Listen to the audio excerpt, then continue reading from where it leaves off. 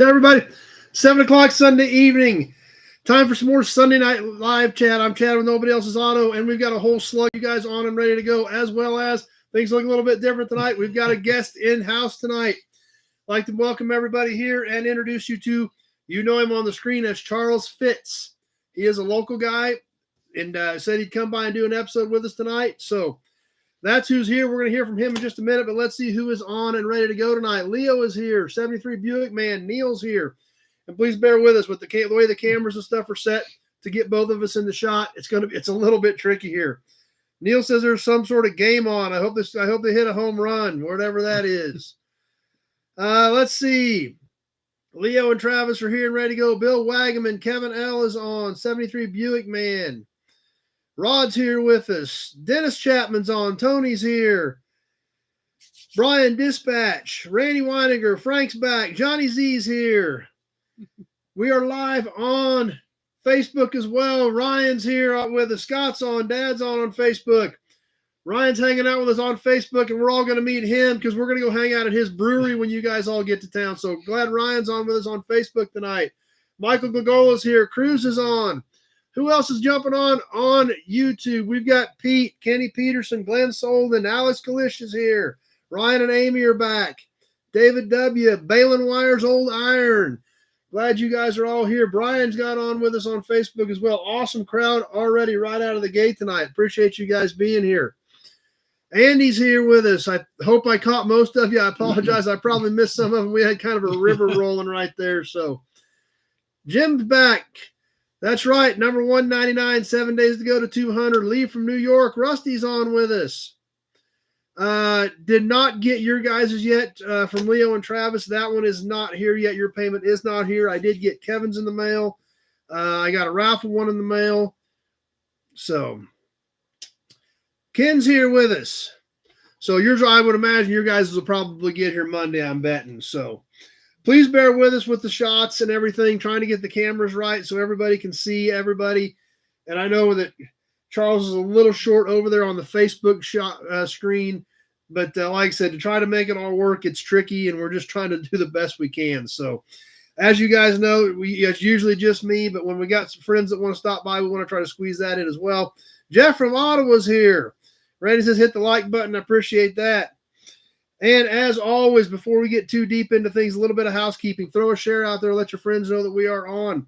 Please double check your autocorrect before you hit send. If I can't understand your comment, I will have to skip it and move on to the next one. I do try to catch most of them, but we do get pretty busy on here sometimes. So if I can't understand it, it makes it that much more complicated. If you are on the Nobody Show Facebook page, I cannot see those comments. This is a shared video from the Nobody Else's Auto page. So you'll need to be on the Nobody Else's Auto page or the Nobody Show YouTube channel to comment, participate in the auctions, etc., etc. If you just want to hang out there and watch, you're perfect. As always, we do occasionally get a troll on here. You guys do an awesome job of making sure they know they're not welcome. I ignore them because they're trying to get my attention because they can't get enough from mommy. So I ignore them, and you guys do a great job of running them off. Super chats are always awesome. And as always, we are now dealing with ads. You guys are great about letting me know when they pop up, and we will slow the chat down for a second until everybody can get caught back up after YouTube inserts the ads. If we do get an ad in the middle of the auction, we will stop the timer as soon as I see somebody post that they've got an ad. Austin's on with us. So anyway, please bear all that in mind. And as always, I appreciate your support on that. And real quick, a couple of other things before we get into Charles. I've been staying in touch with Pete. Pete is helping us organize the April 20th meeting of the Nobodies. Meet the Nobodies. Get Nobodies get together. I don't know what we're going to call it yet. We're working on that. But if you haven't emailed Pete, there it is. You need to email Pete and get on his list. He has started a email chain with the information, the hotel information, everything like that. There's Pete's email address. I hope I got it right. So send him an email, get on that list, get that information. I did talk to the hotel this week, the Best Western here in Great Bend. They are going to give us a rate of $94.95 a night plus tax. That includes a grab-and-go breakfast. You just have to call them, tell them you're with the Nobodies, and they will give you that rate. And like I said, Pete has all that information in his email as well. Email him, get on his list so that he has your information and can keep you up to date with things as they progress. So, Jim, first time he was on was April of 2020. So you've been around since pretty much the beginning. Yeah, and Pete needs your email. We already told him that, so we'll get that taken care of. Bill Disc here. Numero uno, number one is here. So anyway, and that's right. Like Kevin L says, we do appreciate Pete's help in trying to put all this together. Don't know for sure what it's all going to look like, but we're making headway. But it sure helps having Pete help organize some of the things, keep you guys in the loop with the emails and stuff like that. But it's going to be a good time. Charles is going to be there. Yep. I'm going to be there. Ryan's on with us. We're coming to see you too, Ryan, at the brewery at Dry Lake Brewing here in Great Bend. So it's going to be a good time. Kevin's here with us. He's planning on coming. Matt's on with us tonight. So anyway, please, if you have not emailed Pete, please do so. And if you plan on trying to make it, and right now we've got right around 20 people that are planning it at this point. So we'll see how many people show up that weekend, but it's going to be a good time. So anyway, the only other thing I wanted to catch was next week, episode number 200. How crazy is that? Last weekend was 4 years. We've missed a couple weekends here and there, but not very many. And next week will be 200. So we're going to do some interesting things. We're going to do a look back at some of the stuff we've done in the past. And it's pretty cool. Jim's been on here for darn near the whole thing. So that's awesome. We'll see how long some of you other guys have been on. But yeah, it's crazy to think that next week we'll have done this 200 times. So still kind of wrap my brain around that. Vic's on with us on Facebook and ready to go. But anyway, that's pretty much what I had to cover real quick. But like I said, I've been telling you about Charles for quite a while. He's got a really interesting job. And it's pretty neat with what, Bicentennial, with what he gets to play with every day. Seems like yesterday was only 100. Good point, Pete. But anyway, like I said, Charles has been on with us. You've been on for quite a while. Yeah. I don't know if you were on that right out of the gate, but you've been on for a couple years for sure. Sure or not. Yeah, I know you've been around for quite a while. Alex on with us on Facebook. Tom McCaskill, is that the guy? Is my cousin? I invited him tonight. Sweet. Well, maybe he'll jump on with us. That's right. That is true, number one. That would be about 199 wins for you. I am not even going to debate that one bit. So, but anyway, with that being said, like I said, that's what we're going to work on next week. It's going to be a lot of fun to do number 200. But I'm going to go ahead and let you guys meet Charles, learn a little bit about him, what he does. Big boy toys all day, every day, which would be kind of cool. And give you a little bit of his background. He is from Kansas. He grew up in eastern Kansas, and he lives here in Great Bend now. Time to blow up a Toyota in the yard? I am all for that. I need to find some of those clips. We blew up some Toyotas on 4th of July, actually. Those are pretty entertaining. I need to put those together. So, anyway, with that, Charles, sure, this is Charles Fitz, and I'll just let you tell them a little bit about you, what you do, and introduce yourself to everybody since they've been seeing you type in for a couple of years now. Yep. So. Well, good evening. I'm Charles. I work for a local John Deere dealership here, construction dealership. So the big yellow iron, I get to play with wheel loaders and track hoes, dump trucks, backhoes, skid steers. Went to school for them. I was a mechanic for about 7 years, and then transferred about 3 years ago into a product support role. So I get to go and help my customers and see how I can help improve their operation. And if they got any technical questions or help with telematics or extended warranties, PM agreements, things like that. So I enjoyed turning wrenches, but over time with all the heavy parts and big bolts, my body was beginning to fail me a little bit. So I needed to kind of transition to something a little easier. So but I still get to see the customers and be out and about and try to just help them. And it's been fun. It's been different. Grew up around cars and tinkering with them, for a long time. So to work on some big stuff, it was quite exciting. Got my kids kind of involved a little bit too. So yeah, it sounds like a super interesting deal. So, but and like what you tell me, you actually come out of working on them over the years. And now in your new role, you don't have to actually do a lot of the work, but you look at the equipment, you test the equipment. If they're trading one in, you do the evaluations on them, which means you get to run some of it, right? Yep. Get to make sure everything operates. Transmission works. All the functions, pins, bushings. So Dirty's here. Get that out of here is also here. So glad you guys made it tonight. And that's what makes your job interesting, because it could be a loader, it could be a track hoe, it could be a dozer. Yep. Dozer. Yeah. And it's every day is different. So. Yep. Rod works at Case IH, so he's going to go red. But there again, and not only that, but I mean, also you deal with the fleet managers, and then you've got to help them figure in leases, buys, buy the equipment, lease the equipment, the maintenance plans, all that stuff, as well as the technicians that work on them for these fleets, your technicians in the shop, your salesman. I mean, you deal with pretty much everybody in the building and every customer out there. Yep. So Nut Farm made it. So, but that's what makes your job interesting and fun, because you never know what it's going to be day to day. Correct. And you have to evaluate like a lot of the chassis and the tracks under a lot of these things. And yep. And even periodically, not even eval, just knowing when it's time to replace the undercarriage, because that's a big expense. So if they can kind of prepare for it several months in advance, it's a little easier to digest that. Have you heard anything on Right to Repair lately? Yeah, we are dealing with that.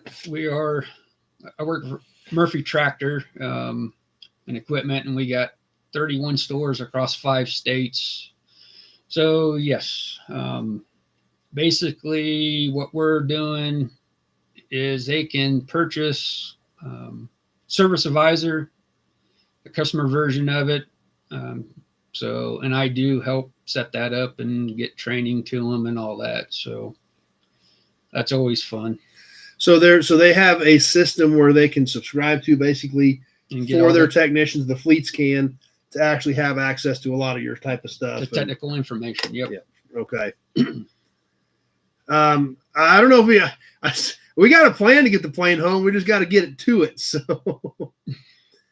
that's exactly. Number one has the same question. So, Glenn's running LeBeer material handlers. You handle a lot of material, Glenn. So you need a big job. Made it. Ads. Okay, back off for a second for ads.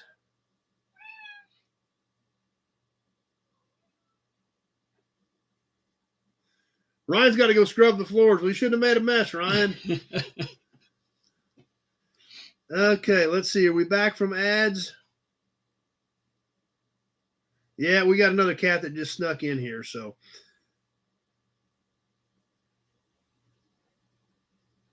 all right. I assume we're back. Rico and Jess are here. Glad Rico and Jess made it tonight. And you had to get her ice cream. Where's our ice cream at, Rico? What kind of deal is that? Ice cream sounds like a great plan. Chris Ortiz is here. Alex says you miss wrenching. Yes, that's why I buy toys, like cars to work on, and I do that on the side. So, yes. So it ain't out of your system then? No, and it won't be. That's impossible. But smaller stuff is a lot easier on my body, though. Well, yeah, some of that stuff, I mean, it's just big and massive, no matter how, even with the equipment to handle it, it's still. Yeah. There's nothing light in the heavy equipment world. Any 55s, depending on what kind of 55 we're talking about, Santo. No, we don't have any dogs down here. We got some pain in the butt cats, including this one right here, dummy. Hey, do you mind? Use help with an LH. Can't tell, Glenn. We got something blocking part of your comment. We'll see it here in just a second. LH30. That must be one of your LeBeer pieces, Glenn.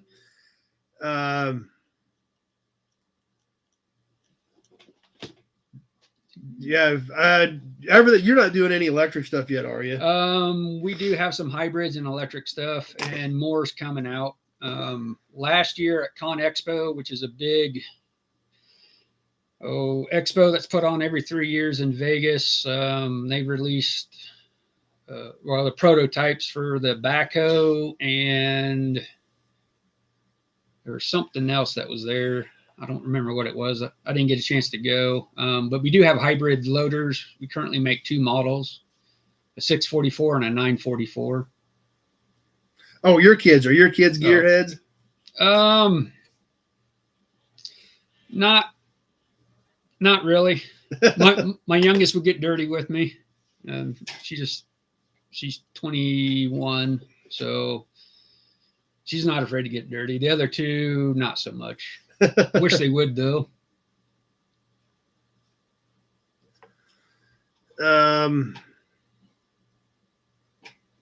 Is that what kind of 55 are we talking about, Santo? You didn't even say. We don't even say what kind of car we're talking about. So, Bill Wagaman's here. Chris Ortiz, 58, 59 Apache long bed still on the lot. The bed itself, yeah, I've got a 58, 59 short and long in a fleet. They're both still here, yeah. I think Nate's going to take the short, but the long is still here. So anyway, so what else you want to tell anybody about what you got going? That's pretty much it in a nutshell. That's pretty much it. I mean, maybe we have some time on April 20th. We can go by the shop and actually see some of the big toys. Okay. You know, if that's something you guys might be interested in. One thing about your job that keeps it interesting is you literally deal with everybody. Everybody, yep. If somebody wants to buy a piece of equipment, the salesmen are relying on you for evaluations on the trade-in piece of equipment, as well as what does this customer need? Because you're the one that deals with the customer. Yep. You're the one that deals with the fleet managers. You're the ones that deals with the fleet techs. And so, your salesmen need information from you on their traded equipment and what their actual needs are. Yep. You also, if they're getting into maintenance, that if they don't have a fleet of technicians, it's not a big fleet with techs, you're working with the customer on what their equipment may or may not need for maintenance or repairs.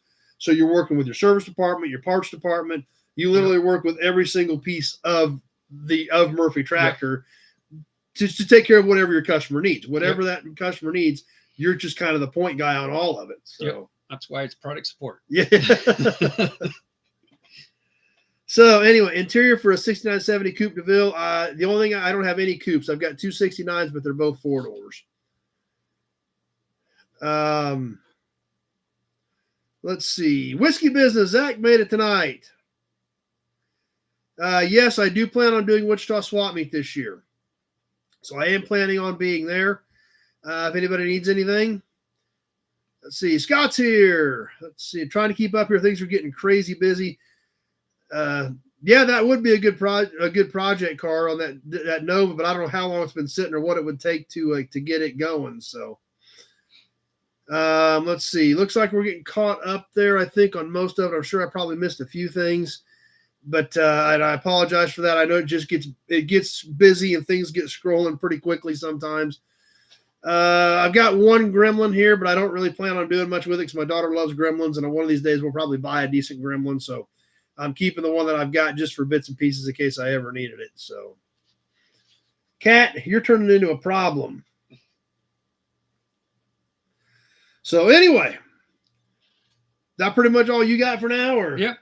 Okay. Let's see. Questions come up. Okay. Well, if you got any questions for Charles, throw them up there. We'll keep an eye on them. 66 GMC tailgate. I don't think I've got any GMCs left in that. I think if I've got anything left, I've got one that had some rust in it. So. Ads. Okay, we got ads. We'll watch out for ads here for a second. Wichita Swap Meet is March 1st and 2nd. So here coming up in just under 2 weeks. And we got more ads. So we'll give it a second here to get through the ads. Then we're going to get us some new inventory, the promo model, and keep boogieing. So give us an all clear when you guys are back and ready to go so that we know and we're ready to get back on track. Kenny's back. All right. Looks like we're clearing back up. It has not been showing me any of these ads that are popping up. I keep an eye on what I can kill, but it's not even showing me that these are coming. So anyhow, yeah, I could use about 100 million as well. So Tweeted made it tonight. So anyway, okay, 55 Chevy. The only I've got 55 Chevy Santo are a couple of 4-door bodies. But anyway, we'll go ahead and keep moving. If anybody's got any questions or thinks about questions for Charles, go ahead and throw them up there. We'll try to catch them as we work through things. We'll keep on moving through tonight's episode. Moving on to new inventory, I actually did pick up a couple of cars. I was out of town part of this week.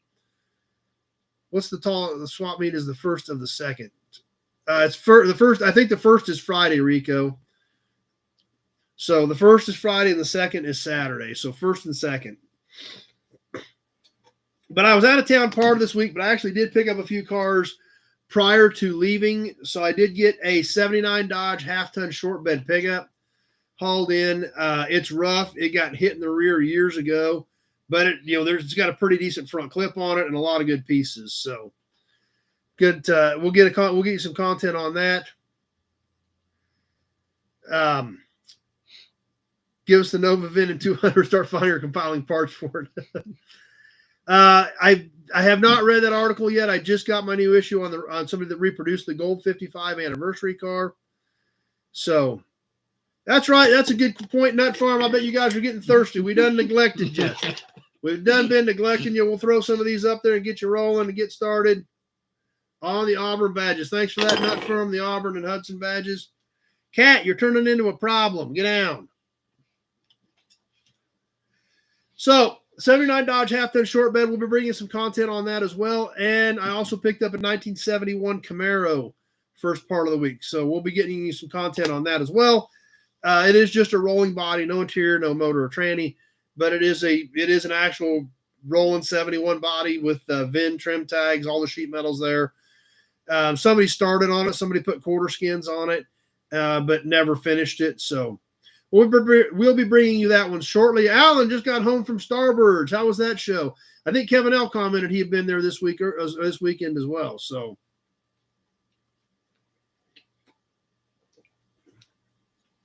we got those two picked up this week, and I did bring home a big load of parts. The whole back of my truck is stuffed full of parts from being out on the road this week. So we will be bringing some content on all of that stuff here shortly.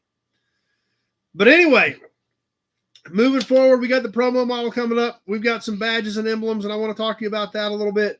Charles is going to take care of story time. We're going to talk about the raffle. We're going to auction some stuff off, and we're going to do some magazine stuff. So, Pete says his wife said that Camaro better not find its way to their house. Well, it can roll right on your trailer just like it did mine, but Fitzy doesn't pray to Tractor Mike's church. Yeah, that's true. That's true because – well, actually, it's kind of, he just has the green stuff, as opposed to the yellow stuff. But no, they did. My loader's a Fiat Alice, so it's a whole different animal than what they work on. We still work on it. Yeah. I got resources. So anyhow, that's what came in this week. Let's move up to a promo model. Charles actually is, we were just talking, you're not the local mechanic. You used to be a mechanic. Used to be. So we'll work up to the promo model. We'll squeeze in some badges and emblems and keep moving through our normal schedule, the regularly scheduled program. That's true. If you do bring a trailer, Pete, it will look kind of dumb to go home empty with it. We got ads again. Holy cow. What's that, like 4 times in 24 minutes? They're hammering them heavy tonight. So we'll give you guys a second to give me all clear on the ads, and then we'll catch the promo.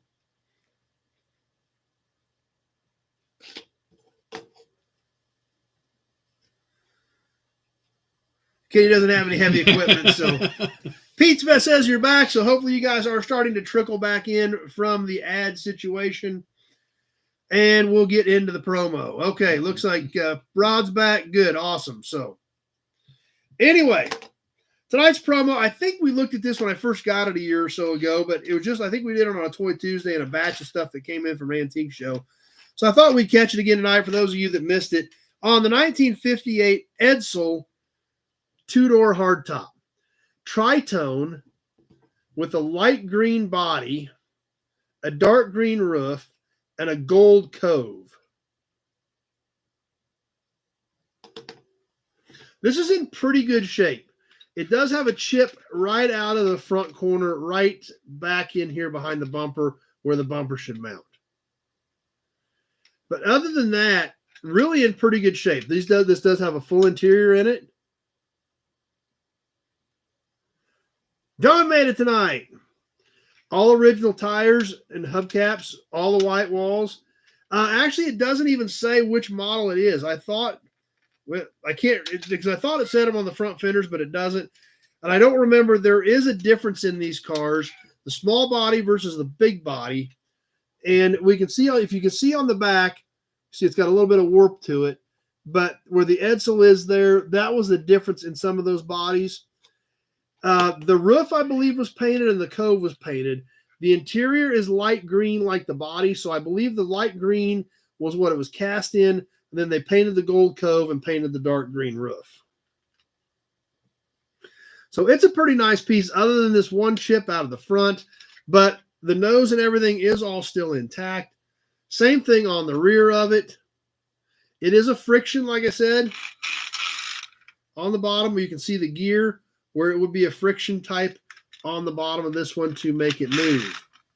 Cat, you're turning into a problem. So a little bit of damage, a little bit of warp, but overall not a bad piece.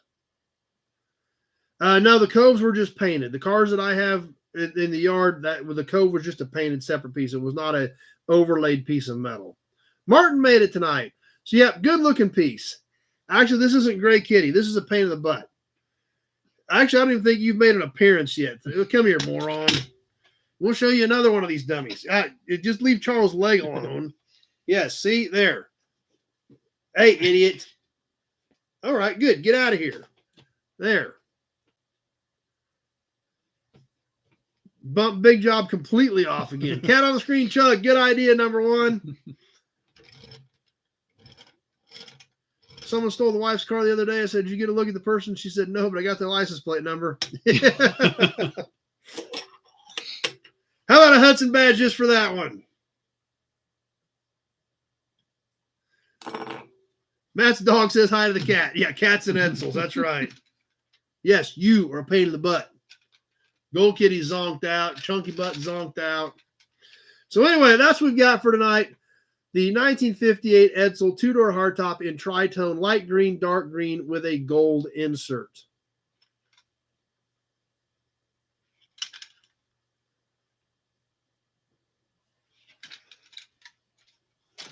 So let's put that back off the side. Let's catch some badges and emblems as always. And then I want to talk to you guys about the badge and emblem section for a minute as well. Zach's cat's all wound up too.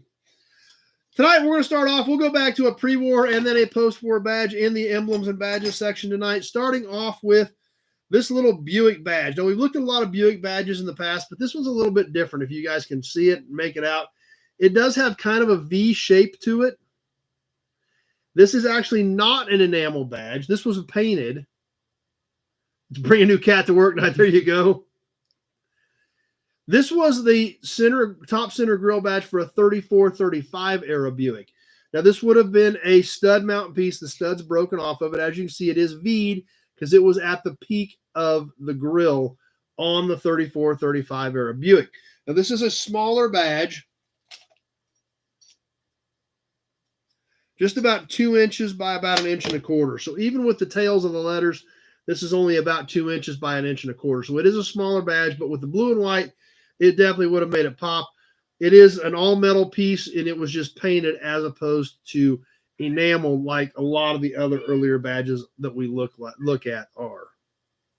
So kind of an interesting piece. Yeah, I think this is the only one of these I've got. And like I said, they only made it for a couple of years, and I don't even know if they were the same size in both years, but that's what I found on, of course, one of my new favorite websites, AmericanAutoEmblems.com. that showed this. So anyway, that's what we've got for the first badge tonight. The next one we've got, we're going to move up a few decades as always. Yes, it is close in size to the small enameled one. That's a good point, Pete. That's a good way to put it. We're going to jump up into the 70s for our second badge. As always, we're going to move things forward a few decades to 1976, 1977 era.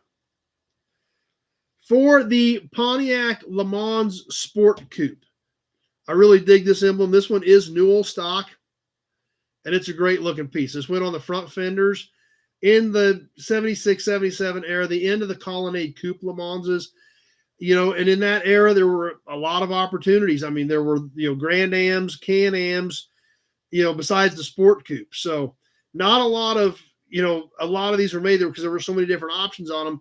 And that's even before you get to the Malibu, the Laguna, all that other stuff. So this is a cool emblem. I really thought I was actually kind of excited about it when I got it. It is about 7.5 inches long on this Le Mans Sport Coupe emblem. Like I said, it is Newell stock. It's never had anything on the studs. I don't have the box for it, but I thought it was a really cool emblem. Of course, I'm a Pontiac guy anyway, so I thought that was great. Joe's Classics is here. And we got more ads. Holy cow.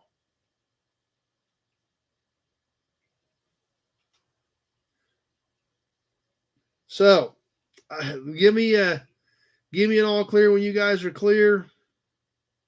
Big Job's got to get back before you get caught back up again.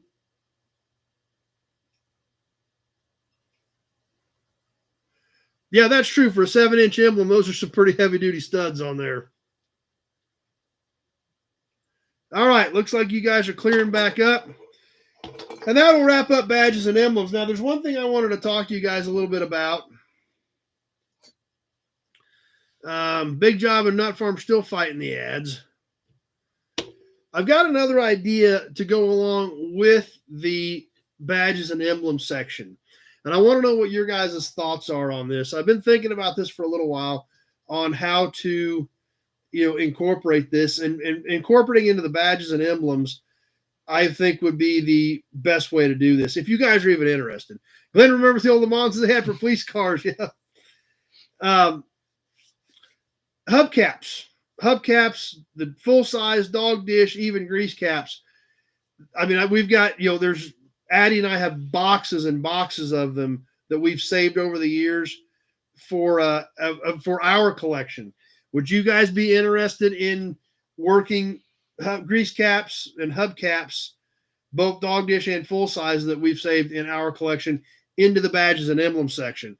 And I've got thousands of badges and emblems too, but I've got a ton of cool hubcaps that we've never looked at. So, so far we're getting some yeses right out of the gate. So I wanted to run that by you because I got a lot of neat stuff we can check out. Okay. So nothing but yeses on that. That's a good sign. So we'll probably incorporate some of that in.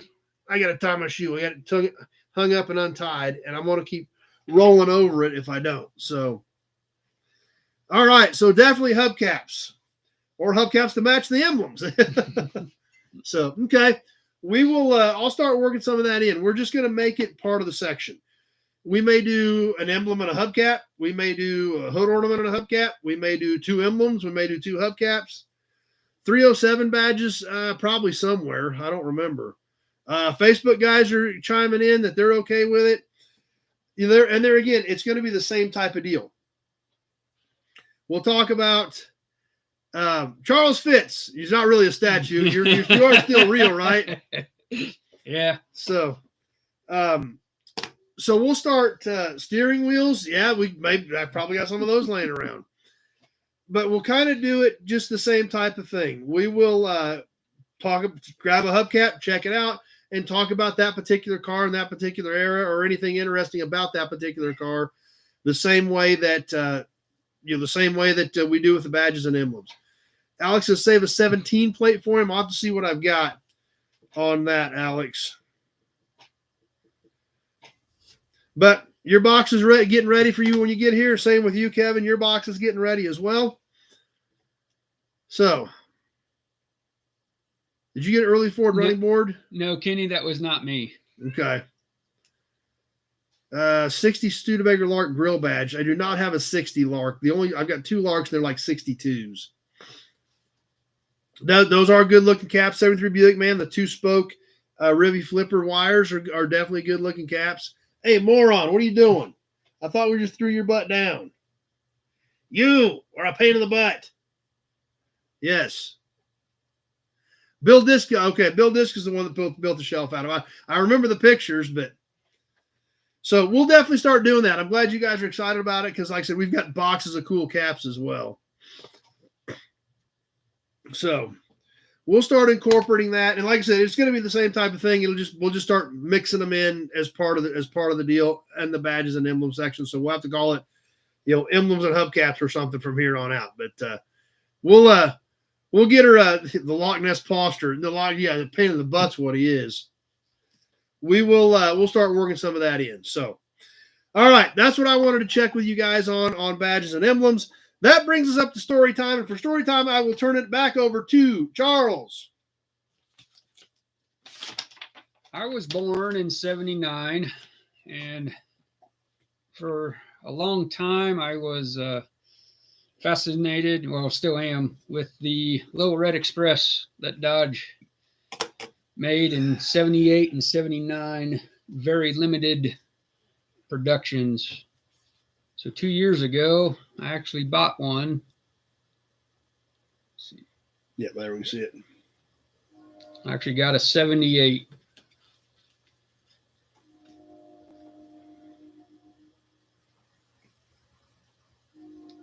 Warlocks, yep, Warlocks were cool too.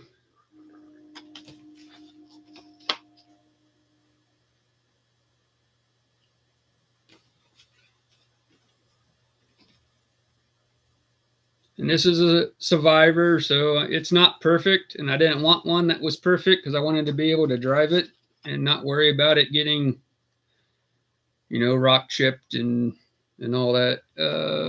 Yes, I do have it, and it's not going anywhere anytime soon.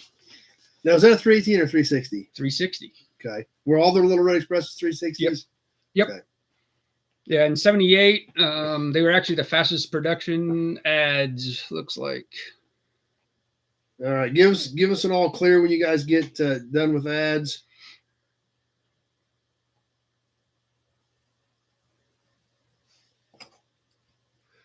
Joe's cousin has one he bought new. Nice. yeah.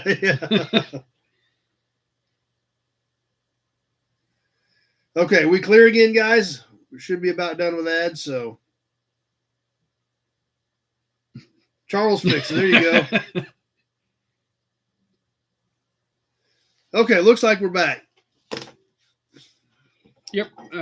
In 78, they only made 2,188 of them.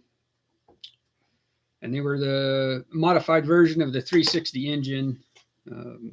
4-barrel is what they put on top of it. So then, of course, the transmission was a 727, which is indestructible. And then, 2,188. And then in 79, they produced 5,118. And they had to put a Cadillac converter on them, unfortunately. But in 78, that was the loophole they did to get around the emissions of the day.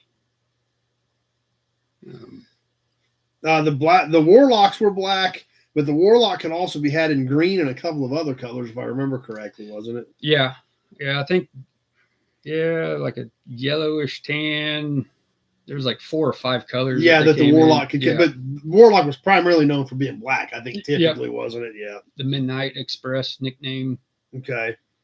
And there is 3 prototypes of 1980 Little Red Express that never made it outside of that exist that I know of. And those trucks do still exist? As far as I know. Okay. But they're super rare if you can. So they made a few that they were as a test, but then they killed the production for 80. Yeah, for whatever reason. But yeah, it's one of the rarest, I think it is one of the rarest production vehicles. and it's hard to find them. They just keep going up in value, and I've been looking for, I don't know, about 5 years, and I stumbled across this one at a reasonable price and pulled the trigger, and couldn't be happier. Can give away cars at 80. Yeah. That is true. The Dodge Dude was cool too, but I don't know if anybody knows of any original Dudes left. Is there? I'm not sure. Hudson Badge. Ooh, snuck that on you, didn't we? Glenn said there's one in Salina, he thinks. Did they make Revival Express and Warlock? Did they make some new versions of those? Yes, and I don't like them. I'm more of an original kind of guy. I don't know. It's just not the same. Different reasons for making them, and I'm against them. But yeah, it's pretty neat. And like I said, I kind of grew up around them. I went to high school with a kid who restored one, a 78 with his dad, and that kind of piqued my interest even more. And that was driving around high school. So now at least you've got a nice, clean original Yep. that's worth holding on to. So. Yes. Just going to go up in value. Yeah, the Dodge Dude was made, wasn't 70? Yeah. Right around 70. Don Knotts was the spokesman for him. Yeah, I don't know that if there's any originals left, there's very, very few. So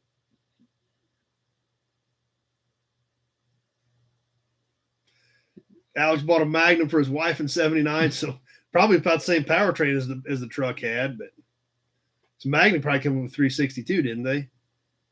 I think so. Probably 318 or 360 in a Magnum too. So anyway, is that all you had on those? Yep. Okay. So that's story time. We'll let Charles take care of that tonight to show off one of his toys. If you're going to be here April 20th, maybe he'll bring it out to the yard. So if the weather's nice, I can do that. Alex said it was a 360 in his Magnum, so that's right. New knowledge, that's for sure. Yeah, that's right. Don Knotts is your tough sex symbol. Yeah, that probably didn't do it to move a lot of dudes, but we're gonna give you an Auburn badge anyway. What the heck, right, guys? So anyhow, that moves us up to the raffle discussion. Who's in this week? And like you guys know, we've been doing an extended raffle on the Chrysler grill shell with the shelves in it. I don't know if you guys can see or not.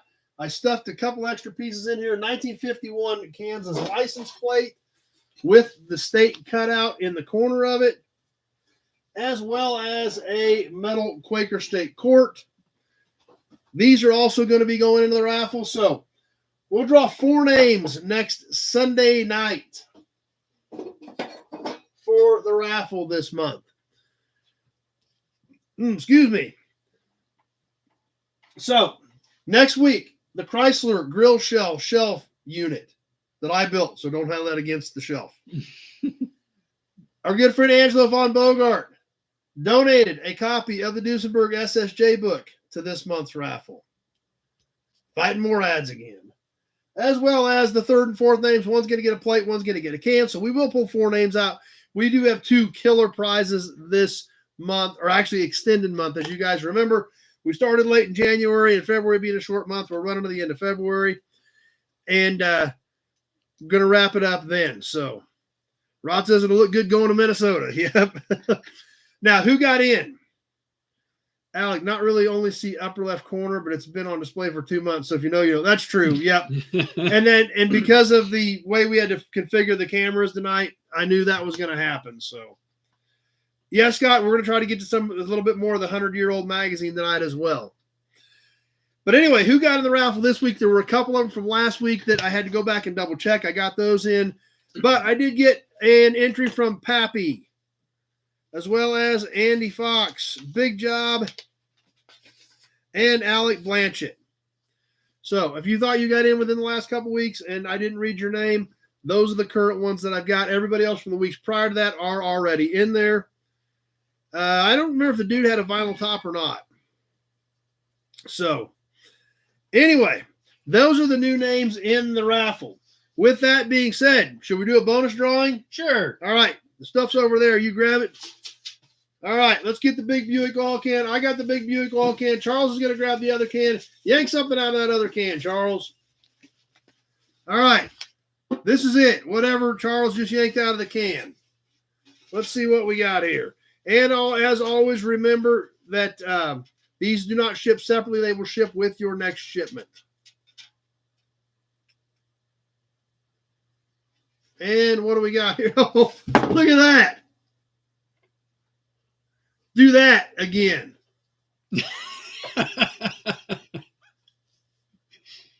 I don't know how we did that. But I'm telling you guys, Charles's name is not the only one in the can. Look at this. There's a whole bunch of other names in there. I don't know how we drew Charles's, but we did. So I guess we're just going to give this right back to Charles. How about that?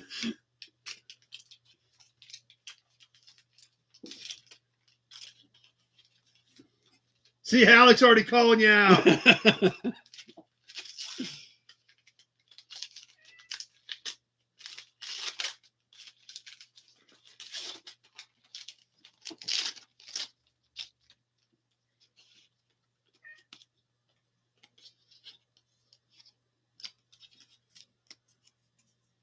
Co-op and Conoco matchbooks. So, all right. So, what the heck? Why don't we do another one? You want to do another one? Sure. All right. We'll do one more. We're going to put Charles's name back in here, so he's in there for the big drawing. He is out for tonight. And this is the next one.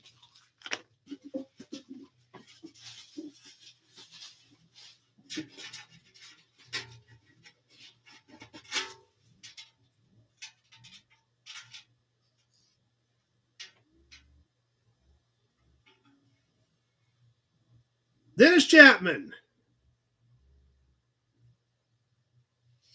All right. Let's see what we got for Dennis. Actually, I'm going to put Dennis's name. I'm going to write Dennis on here, or I'm going to forget. So I'm going to write Dennis's name on this package.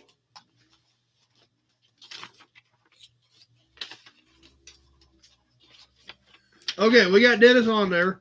Now, before we open it, I'm going to put Dennis's name back into the big Buick oil can. Charles is going to put that off the side for us. And then we're going to see what we drew out of here for Dennis. Let's see. Brian, 93 Dakota convertible, a railroad truck.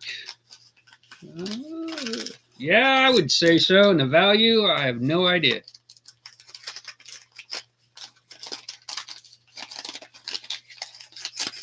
All right, here we go with Dennis's. Check that thing out. I don't know what it is, but it's kind of a funky little toy. Kind of a cool little giveaway pickup for Dennis. So we'll get that in with your next shipment.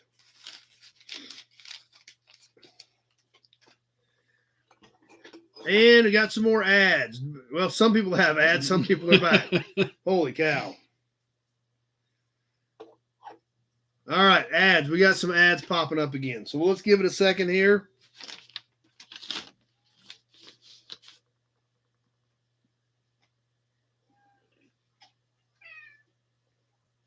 Big Job's got another ad.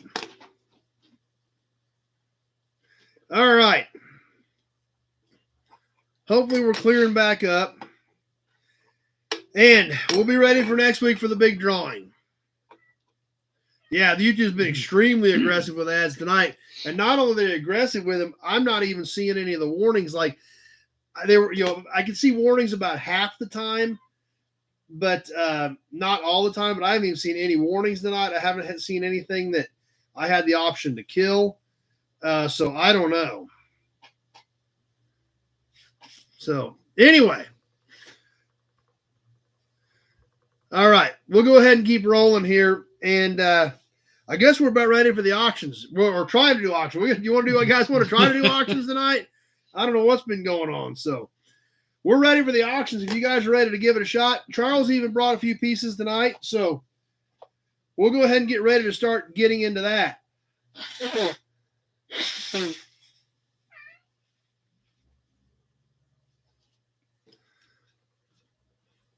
Big toy to start. I've got one big toy in here tonight, so we won't start with it. I had some stuff laid out for last week. Not knowing whether or not we were, depending on how things went with the big game. So I had some stuff ready. So we're going to start with that batch and then work into Charles's stuff, and then I'll wrap it up after that. So we do have some really cool stuff. And in tonight's auctions, we'll start working our way towards that. As always, we'll show you a piece. We'll talk about that piece. We'll talk about that particular car. We'll show you any damage that it may have. We may give you some dimensions on it. And as we're doing that, if it's a piece that you're interested in, go ahead and throw a bid out there so I know that we've got some interest in that particular piece. Excuse me. After we get done with the description, we will go 2 minutes. I will put you on a timer on my phone, and we will go 2 minutes on here. I keep my phone right in front of me. I will tell you when 1 minute has passed. I will tell you when 1 minute and 30 seconds has passed. When I tell you 1 minute, 30 seconds has passed, please be thinking about your maximum bid. We've all got a delay on here. Some people have a 5-second delay. Some people can have a 30-second delay. That's why I give you that minute 30 mark. That's why it is so important to be ready to hit your maximum bid when you hear me tell you a minute 30 has passed, because we could be just about ready to wrap up depending on your delay. So we'll give it a shot tonight. We'll see how things go. Hopefully it will cooperate. There are a couple small things, we may have shipping on. So we've got a couple a little bit bigger pieces tonight. We'll talk about those when we get to them. All the smaller stuff will have shipping included in the 48 states. If you are not in the 48 states, you will be responsible for shipping as well as getting me paid, which is typically a bank wire, and there are fees associated with that as well. This thing kind of feeds itself, so if we spend several $100s shipping a couple packages out of the U.S., it kind of torpedoes the entire program for everybody. So anybody out of the 48 states, you're obviously more than welcome to play, but you will have those added expenses you will need to think about with when you bid. So let's see. Not a problem at all, Dirty. No big deal whatsoever. I just, as long as we get them within, I like to have them done within 30 days. And some people wait a week or two anyway and get a couple things built up, which is fine. But once we get past 30 days, it's going to go back into the boxes and be wrapped and be resold. So, yeah, no problem whatsoever. I don't have any issue with all, waiting a week or two on some of this stuff. It's just after 30 days, the tub that I keep all the auction stuff in starts getting really full, and then I'm trying to remember what was what, and I'm going back through pages and pages of notes. So a week or two is no big deal whatsoever. Just after 30 days is when it starts to be a problem. So anyway, with that, we'll go ahead and get rolling on a few things. We'll try a few things, and we'll see if it works tonight, I guess, for one thing, because since that can be kind of a challenge in and of itself. Yep. Yeah, you're being noisy and being annoying is what you're being. So we'll go ahead and get rolling with tonight's auction, see what you guys think. If everything blows up on us, we'll just have to punt till next week. But we'll give it a shot. We'll see what happens. I got some cool stuff lined up, and I know you guys are going to dig it. And Charles brought a few things as well. Justin's on with us. So anyway, you want to grab that box, Charles, and let's go ahead and get started. Let's, I don't know what's the best place to do with it. Let's just drop it down here between us. That'll probably be the easiest, and then I can pile over here.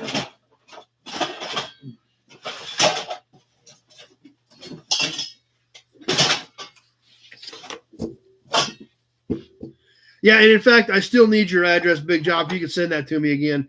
I have not had time to dig it out. I was gone half this week.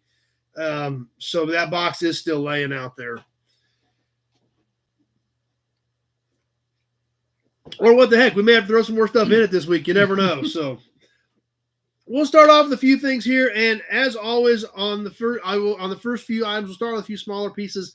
I will read out all the bids as I see them, so you guys can kind of get a feel for what I'm seeing as I announce them. And as always, we are on Facebook and YouTube, so I am watching for bids on both formats. We do have some Facebook bidders on here as well. So that's right. That's what I tell everybody. I said, if I'm going to skip town, it's going to take about 8 years for me to skip town. So, yeah, I'm probably not going anywhere. So anyway, we'll start off with a batch of magazines. Thought I had these sorted a little bit different here. We're going to drop something. I got most of this stuff ready last week, so I'm trying to figure out what I got laid out here.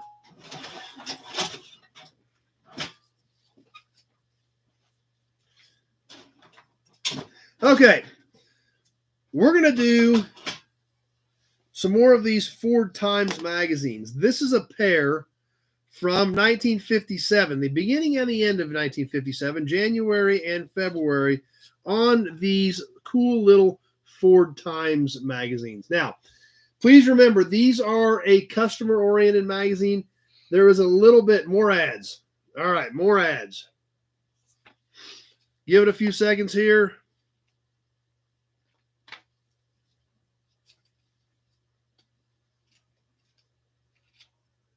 All right, we're back. Okay. Ford Times, December and January of 1957. Alex at 5. Now, please remember, there's not a lot of car stuff in these. These are customer-oriented, travel-oriented type magazines. So there's a little bit of car stuff in them, but not a lot. So please bear that in mind. These are both from Reynolds Motors in Norman, Oklahoma, was the dealership that sent these out to their customers.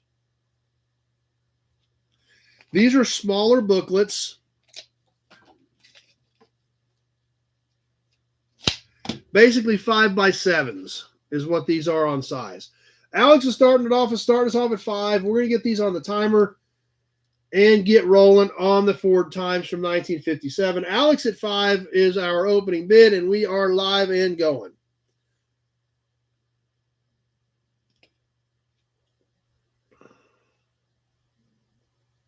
Larry at 7.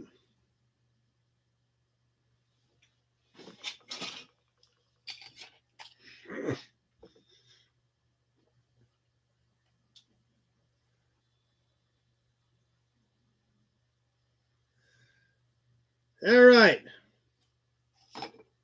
We're ticking away on these things. I'm getting the next couple of things ready. And we'll see what we do with the Ford Times. Larry at 7.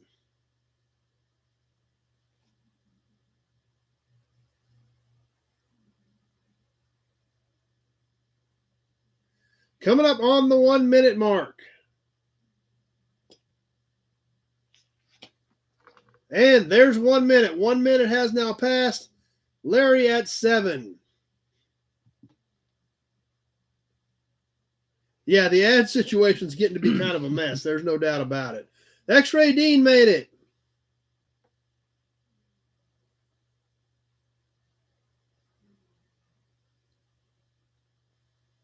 Coming up on that minute 30 mark. Alex at 10. And there's the minute 30 mark. 1 minute, 30 seconds has passed. 30 seconds left to go. Alex at 10 on the pair of Ford Times from 1957. Leo at 11.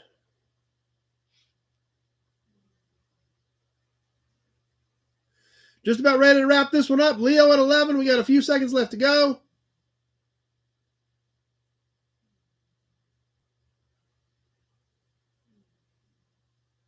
And that'll do it. Leo at 11.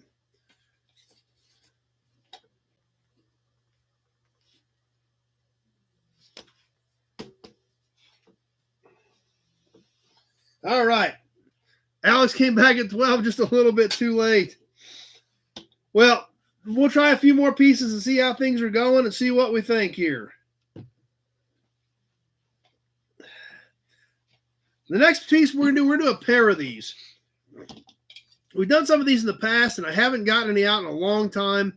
I'm like, what the heck? We need to do some more of these. You're going to get a pair of these. These are the small weight rating tags, and they are Newell stock, 1.5 ton and 2.5 ton. These are stamped metal plates, 50s era, Newell stock, black with white letters. These are the ones that went along with the regular size plate. And these are 6 inches by about 3, counting the bottom lip. Tweedledee D starting us off at 5. You are getting a pair of these the 1.5 ton and the 2.5 ton. Travis at 10. Alec at 5 on Facebook, but I've already got Travis at 10. Let's get this thing on the timer and get it rolling. Travis at 10, you're getting the pair of them.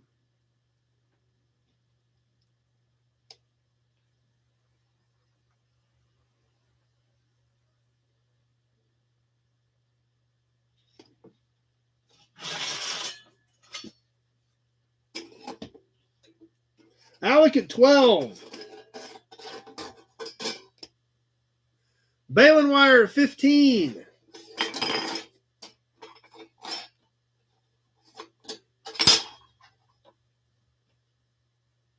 Oh, where'd that come from?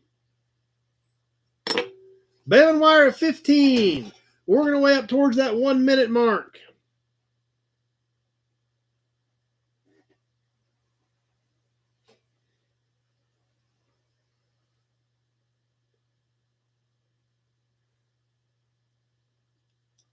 And there's the 1 minute mark. There's 1 minute. Balin wire at 15 on the pair. You're getting both of them.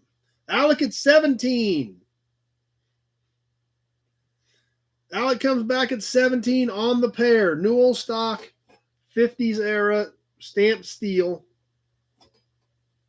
Ads. Okay, stop. We got ads. We're going to give it a second here. We're at 120. Balin wire at $20. All right, we all clear here? Okay, we're clear. We're at 120, so we've still got plenty of time. We don't have to add 30 seconds. So here we go. We're back on the timer. Balin wire at 20.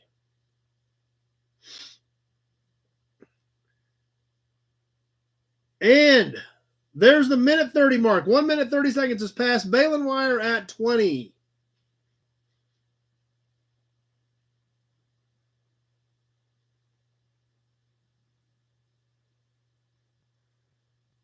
Coming down to the end of the wire on this one. Balin wire at 20. We got the hearts flowing. Always love the hearts.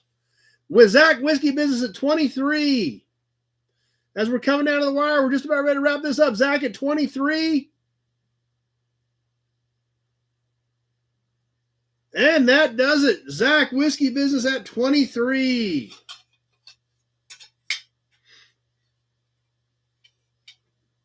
Balin wire came back at 25, just a little too late.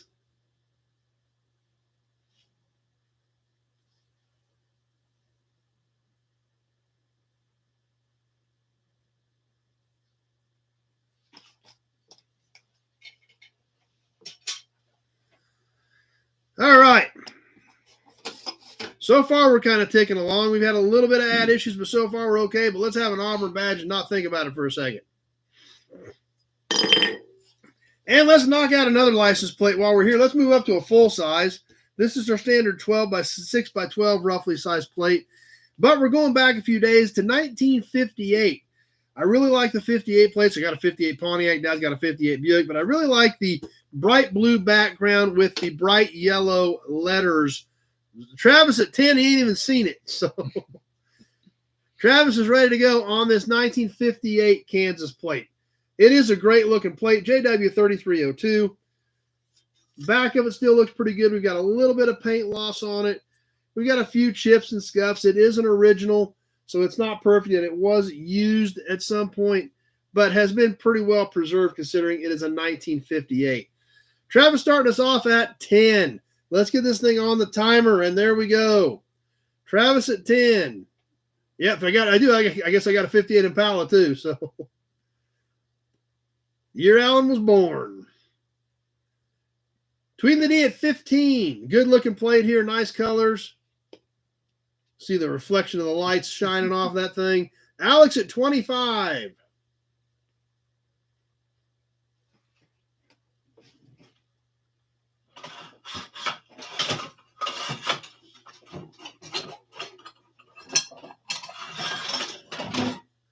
Ken at 32.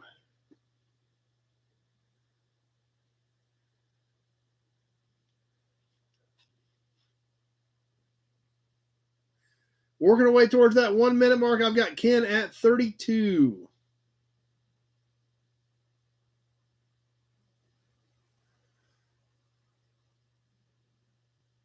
And there's 1 minute. 1 minute past, 1 minute left to go. Ken at 32 on the 1958 plate.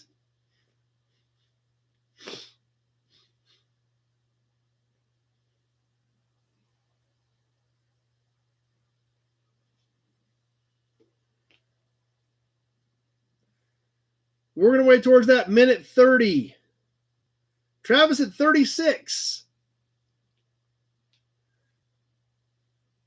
And there's the minute 30 mark. Minute 30 gone, 30 seconds left to go. Travis at 36.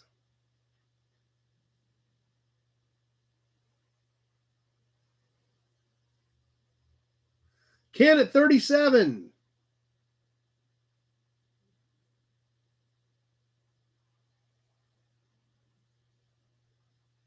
Just about ready to wrap it up. Coming out of the wire, Ken at 37.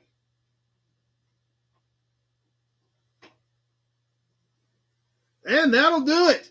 Ken at 37. Good looking plate.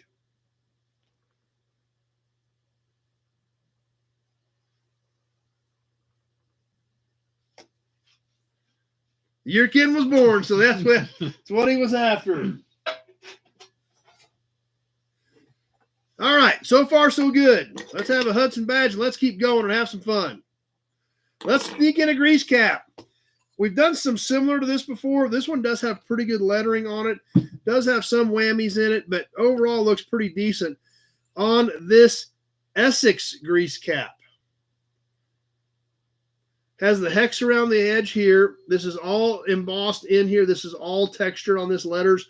It's got whammos around the edges here from when this thing was used. Internal threads like most of these have. Travis at 5. But the great part about it is the Essex Motors Detroit is very clear. Nut Farm at 10. This one is a little over 2 inches across the hex part of it. And about 3 inches across the circle of the overall diameter. So, Nut Farm at 10. Let's get this thing going on the timer on the Essex grease cap. Ads already. Alec at 15. All right, let's hold up here. We got ads. Alec at 15 is where we're at until we get it all clear.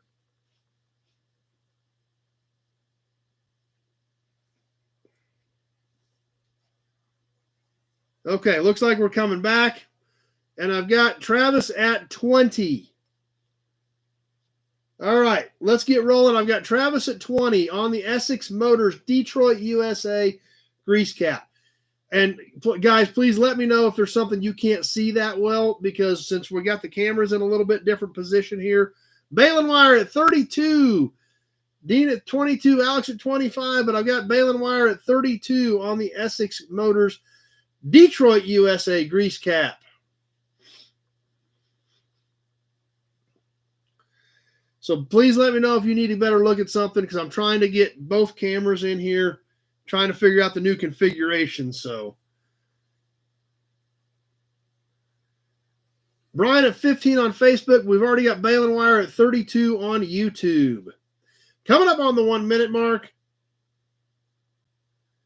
And 1 minute has passed. 1 minute is gone. I've got Balin Wire at 32.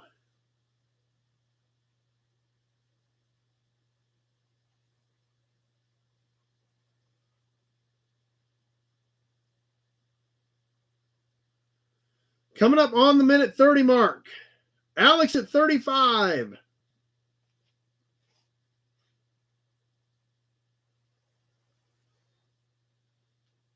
And there's the minute 30 mark. Minute 30 gone, 30 seconds left to go. Alex at 35. Alex is at 35. Ticking away, getting close to the end of this one.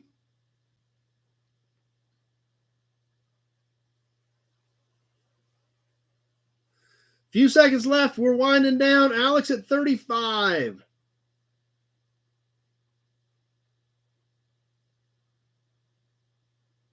Nut Farm at 36, and that does it. Woo! Barely. That was like 159. Yeah. I mean, You could not have cut that any closer, Nut Farm, because if you'd have blinked, you wouldn't have made it.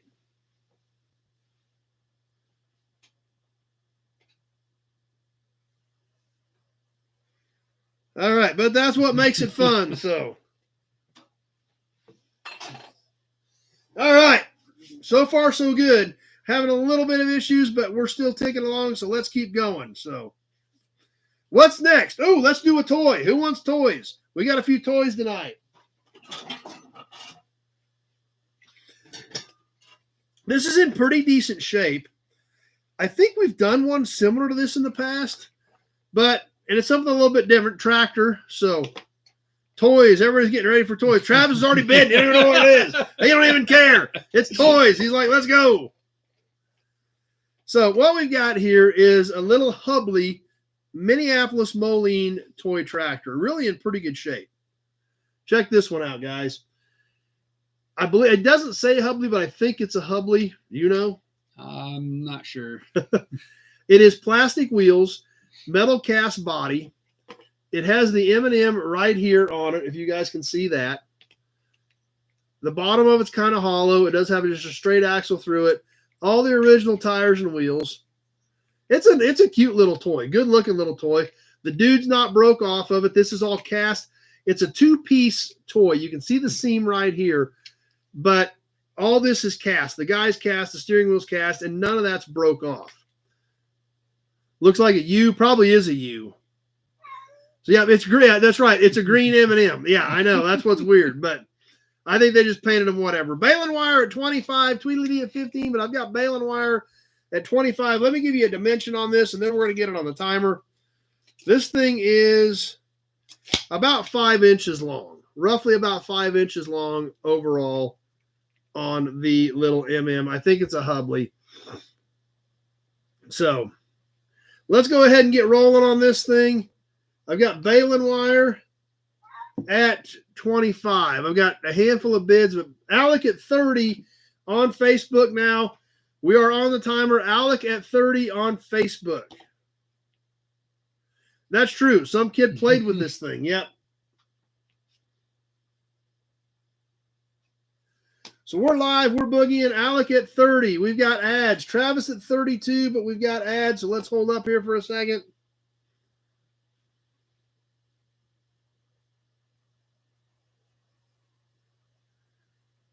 Okay. Looks like we're coming back. And we've got Travis at 32. They made them in red, yellow, and green.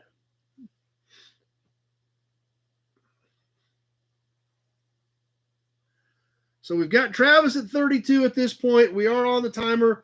We're going to wait towards that first minute.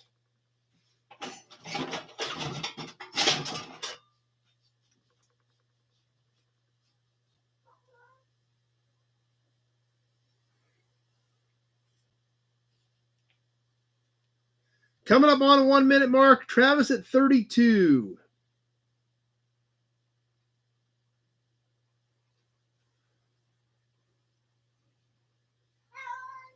And there's 1 minute. 1 minute has passed. 1 minute left to go on the little Hubley M&M tractor.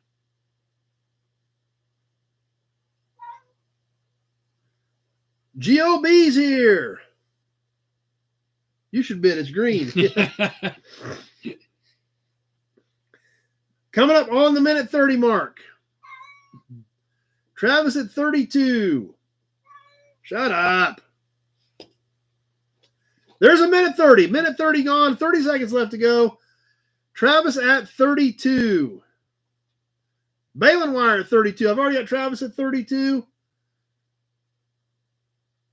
So I've got Travis at 32. Balun wire. There we go. Balun wire at 35. As we're coming down to the end, we've got a few seconds left. Balun wire at 35.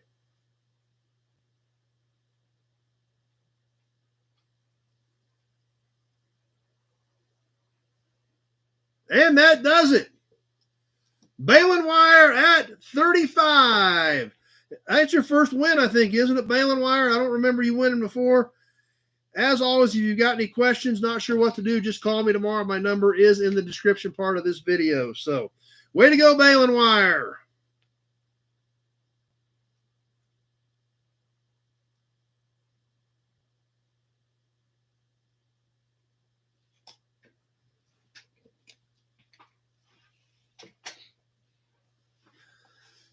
Okay. Great. Congratulations, Balin Wire. Glad you got one. The cat's meows triggering an ad. Yeah, it could be.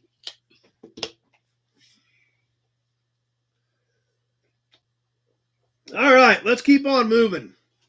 We've done some buggy steps in the past. These things are super cool because they're super old, well over 100 years, old school cast iron. I've still got a few sets left, and a few individuals left. They're all different. They're all cool. The stories, that these things could tell would be astronomical. This one does not have a maker's mark on it, but it is a very, very unique one. Check this one out, guys. It is literally a step where you could actually put your shoe in there, put your foot in there, mounted like this, stuck out under the buggy. Nut Farm at 20 starting us off on this thing. It's cool. Fancy. That's a good way to put it, Pete. It did have like some serrations down here to kind of catch your, so you had some traction. Just a flat mount here. I don't know what's the best way to show this to you guys to really get a good perspective of it. Dimension-wise, it's about 5 inches across here. Frank at 25. The drop on this one is also about 5. So the drop from here to here is about 5 as well, to give you guys an idea. So it is a unique piece. There's no doubt about it. I've got Frank at 25, and let's get this thing rolling on the timer.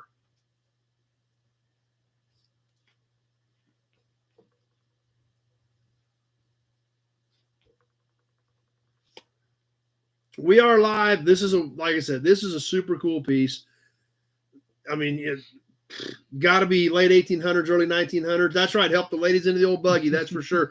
And that's probably what it was, Alec, because that's probably why it had, the sunken in part here. X-ray at 27, the serrated edge here. It probably was something for, like the ladies' buggy. So I think any of this, they used some of them, like the Oldsmobile step I've got, was used on some of the early horseless carriages.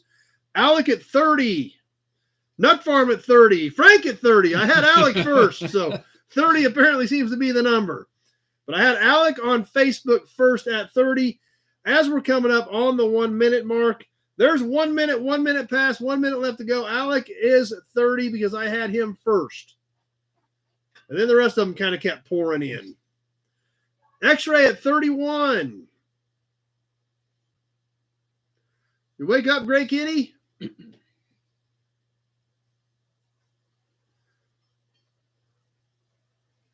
Tony at 32.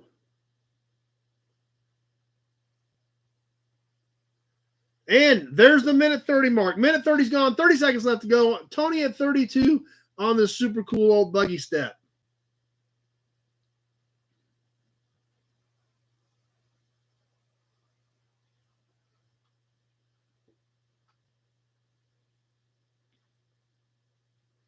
About ready to wrap this one up. We're coming down to the wire. Tony at 32.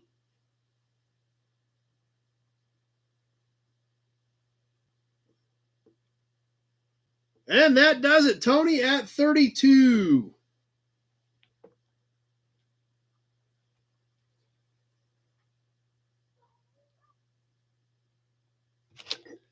Hello. Can I help you? What's up, dum-dum? Come here. Yes, come here. Oh, say hi to everybody. Let's say hi. Look, say hi to everybody. Yes. Yes. You're a pretty dum-dum. You're a pretty good cat, actually. This is actually probably one of our better cats. Yes. Aren't you, goofball? Yes. Can you say hi to everybody? Well, we got an ad, so it's a good time for you to hang out here for a second since we got an ad. Yes. Hello, dum-dum. Oh, yes, hi.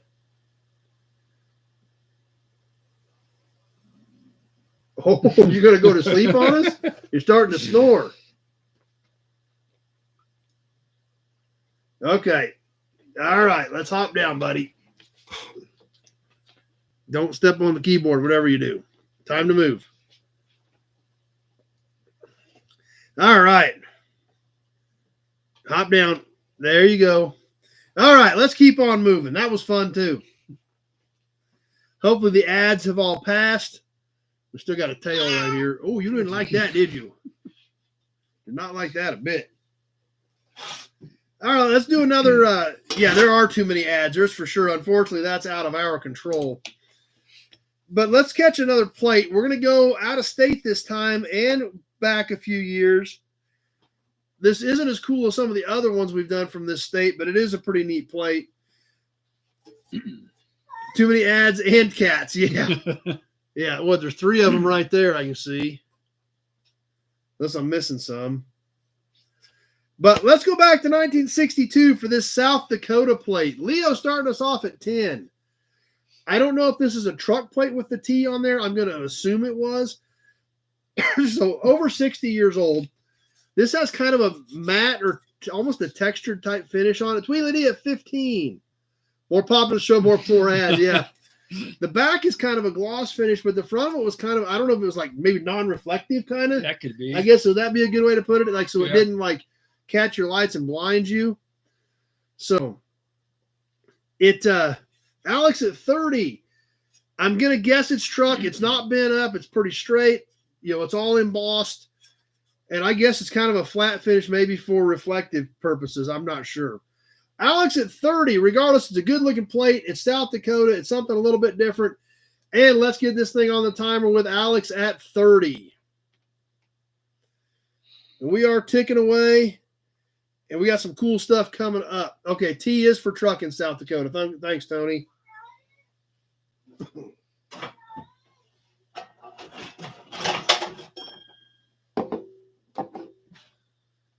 Yeah, 62 is the year.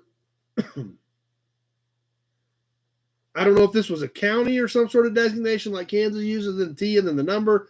That I'm not sure about, but Tony says the T is for truck up there. So, hey, what are you guys going to do about it?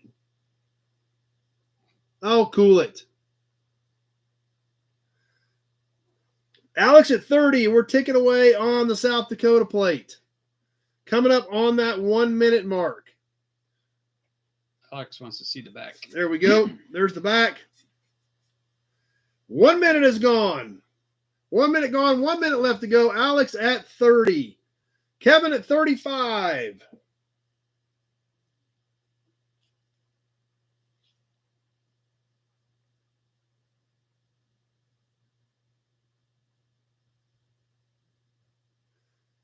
We're going to wait towards the minute 30 mark. Kevin at 35. Leo, 41. Alex at 38. Leo was at 41 first. There's a minute 30. A minute 30's gone. 30 seconds left to go. Leo at 41. 64 is the county. Okay, perfect. Leo at 41.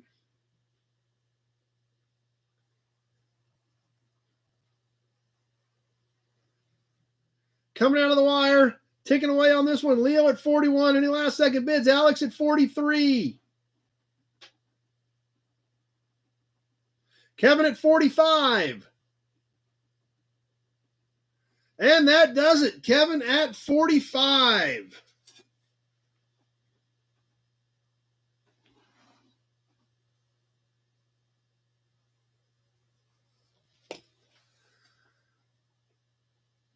How many numbers are leaving the barbecue weekend with a cat? Yeah.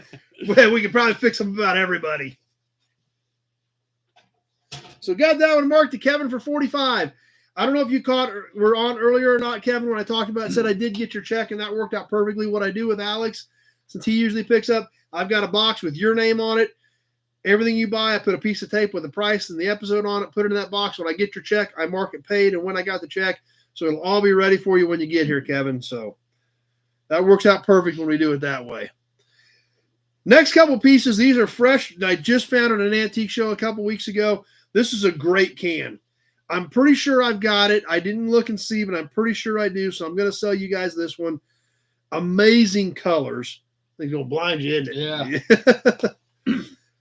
For this axle grease can from Riley Brothers, That's Oil Grease Company. Check this baby out. This is a sharp can. Look at the shine on this thing, the color. red and yellow. It is double-sided. This side's slightly more faded than this side. This was axle grease. It did have a pop-off on the top. Nothing on the bottom.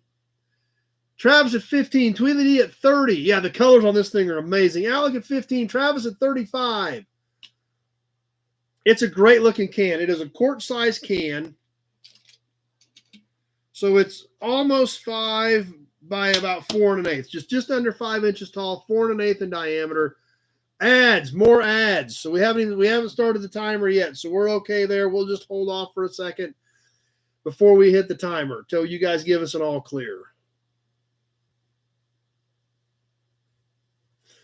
All right, looks like we're back, ready to go.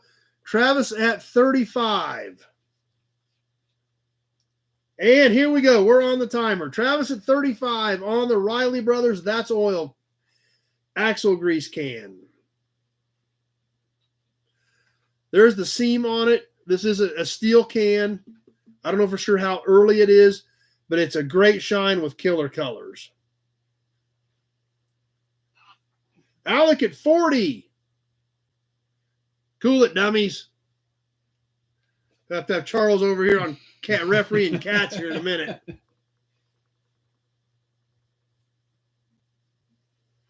Alec at 40 on the Riley Brothers That's Oil axle grease can. Yeah, this thing's cool. Like I said, I hope I've got it because I'm pretty sure I did, but I didn't double check. It does not say where they were out. Or yeah, it does. Burlington, Iowa. It does say it. Burlington, Iowa. As we come up on the 1 minute mark, 1 minute has passed. There's 1 minute gone, 1 minute left to go. Alec at 40 on the Riley Brothers That's Oil axle grease quart. Leo at 41.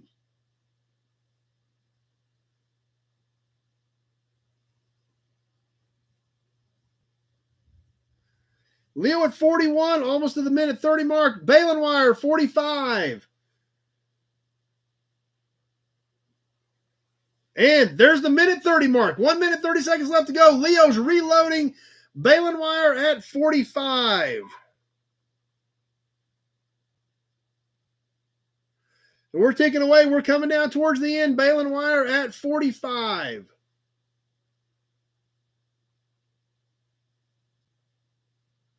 Just about ready to wrap it up.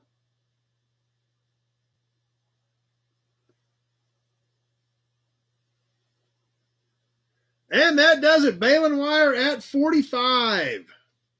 Leo came in at 46. See, they do pop up literally like 2 seconds later, don't they? Yep.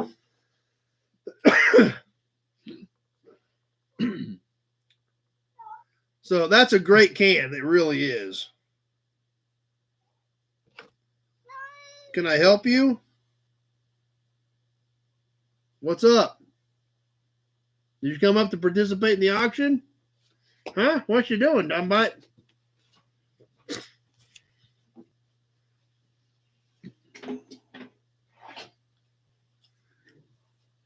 Okay. Next piece is really cool. There's going to be $10 shipping on it because it's a big toy. And it may cost a few bucks more than that, but we'll just call it $10 shipping. And if it's 12 or 14, we won't worry about it. We'll just figure $10. That'll help. And this thing is cool. Is it not cool? Yes.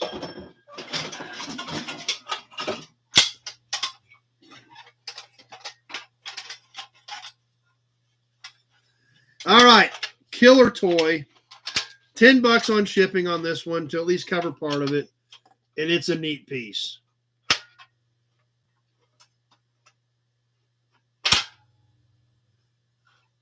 Yes, Leo's at 30. All he sees is the bed. It is a good-looking little toy on this Buddy L dump truck. Check this one out. Now, Dirty 75. Dirty is swinging. The Buddy L stickers are basically gone off the doors. It did have Buddy L stickers on the doors. However, this does appear to be all original paint. Would you agree? Yep. I mean, I don't see anything that tells me that that's not Nope. original paint. Yep.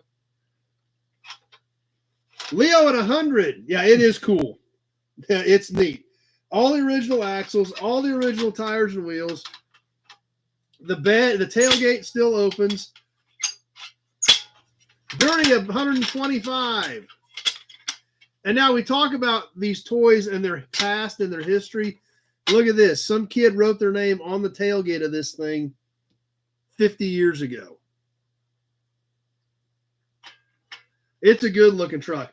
I'm not sure what this deal was here over on the side. It's got these two hooks on the side over here. I don't know what is missing from there, but I don't know if it had something hanging on it or something, or maybe something went between it, maybe a shovel or something. I don't know. But the bed does work. It has a lever over here for the bed to kick it up. Travis, 130. So let's get this thing on the timer while we admire it a little bit more. Dirty at 150. These do not have an interior in them. These are basically just a stamped steel tin toy. Yeah, I'm saying this is probably late 60s, I'm going to guess, you think? Yeah. That's kind of what I'm thinking. But just a neat toy. Oh, that's right, the front. I'm going to say it's a GMC. Good point. Big job. I hadn't even flipped the front around yet. Travis, 151. And we've got ads. All right, let's stop right there. GMC style nose, 60 to 66 GMC. So obviously that should put this in the mid-60s era like we were thinking. Looks like we are back. And let's go ahead and keep boogieing. All right, we're back on the timer. Yeah, I'm sure it was modeled after a GMC, at least on the nose for sure. And we got Travis at 151 on the Buddy L. Dirty at 160. Original paint, I polished on it a little bit. There is some areas in here, that could be polished a little bit more and cleaned up a bit more. The cab, I was able to get the cab polished pretty well. It cleaned up pretty nice. Just the bed's a little trickier to get down in these grooves here a little bit. So 1 minute passed, just past the 1 minute mark. I missed it. Coming up towards a minute 30. Dirty at 160 on the Buddy L dump truck. The tires and wheels do say Buddy L on them. I don't know if you guys can see them or not. There, we'll try to get the light just right. There's 130. 1 minute, 30 seconds gone. 30 seconds left to go. Dirty at 160.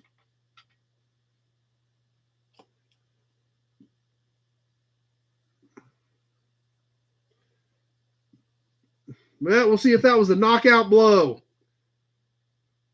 We're going to find out in a few seconds. We're coming down to the wire on this old Buddy L GMC style dump truck with just a couple seconds left. Dirty at 160. And that'll do it. So, yeah, that's true.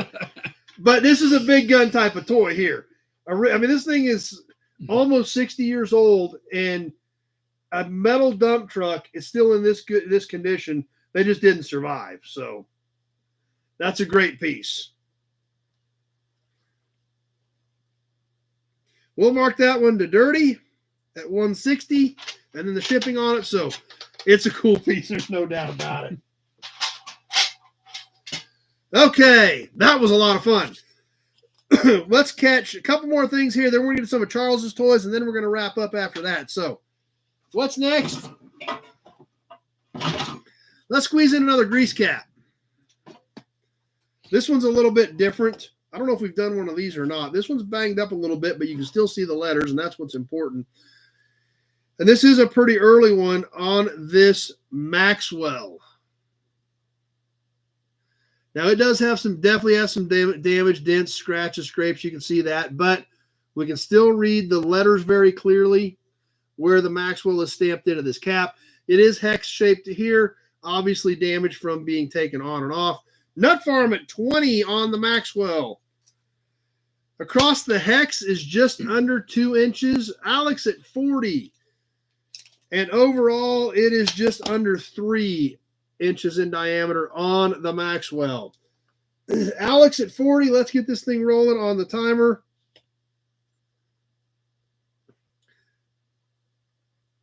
Yeah, Buddy L and Tonka going up fast, and that thing being original paint, there again.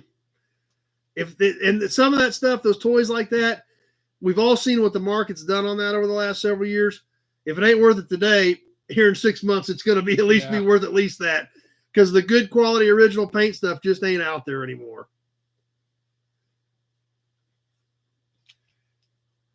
Alex at 40 on the Maxwell grease cap.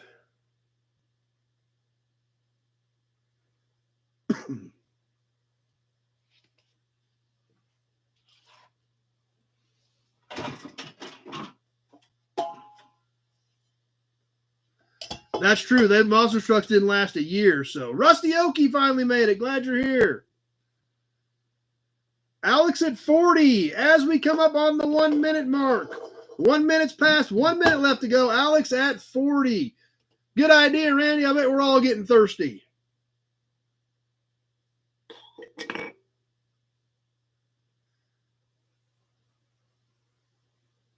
Yep, we just sold it, number one. We'll show it to you here in just a second, but I do appreciate you inviting your friends and maybe a few enemies. What the heck, right? Alex at 40 as we come up on the minute 30 mark. 1 minute, 30 seconds gone, 30 seconds left to go. We've got ads, so let's shut her down here real quick. Okay, they didn't last, so it looks like we're all back. Okay, 30 seconds left to go. We just hit the minute 30 mark. We're back on. We've got Alex at 40 on the Maxwell cap.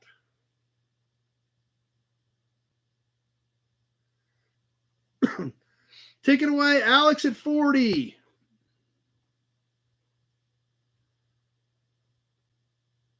Alex at 40, we're about ready to wrap this one up. Pete at 41. And that does it. Pete at 41 on the Maxwell cap.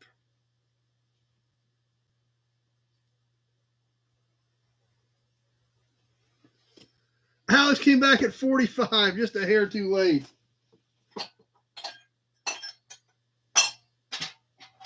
All right, we got to show number one the truck. Don't you think? Yeah. All right, here it is, number one. Here was the truck we just sold. Original paint, 60s era, Buddy L dump truck with a GMC nose. All right, looks like got a few more ads pop up, but they're gone. All right, let's squeeze a hubcap in. We haven't done any regular caps. That's right. We told you it was good. So, yep, original paint, almost 60 years old, original paint, not destroyed. It was a good piece, that's for sure. But we got something up next for our Ford fans, and you're going to need sunglasses for this one. There's no doubt about that. Charles is probably about half blind already. I grabbed the thing out of the box because it kind of looks like a mirror. But we haven't done many dog dish caps lately. So let's squeeze in one for our Ford friends on this little, probably mid-60s era Ford cap. Look at that. Holy cow, the computer looks pretty wonky. Let's look at a cat. Where's the cat? Hey, look at the cat. Woo! Check that out. Wow, don't do that too many times, especially after these guys have been drinking. Woo! So, Travis at 25. This is a early to mid-60s era Ford cap. I didn't look it up. Few dings and dents. Obviously, pretty amazing chrome. Alec at 20 on Facebook. I got Travis at 25 on YouTube. 10.5 inches in diameter. Chrome plated steel. Or, like Randy says, it also works great as a funny mirror. Just don't look at it after too many Hudson badges. Ooh.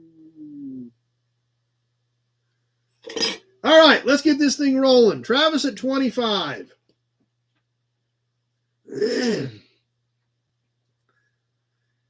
And we're live. Travis at 25 on the Ford cap. It is clean, it is shiny, it is pretty, it is fancy. And it also could be used as a hat.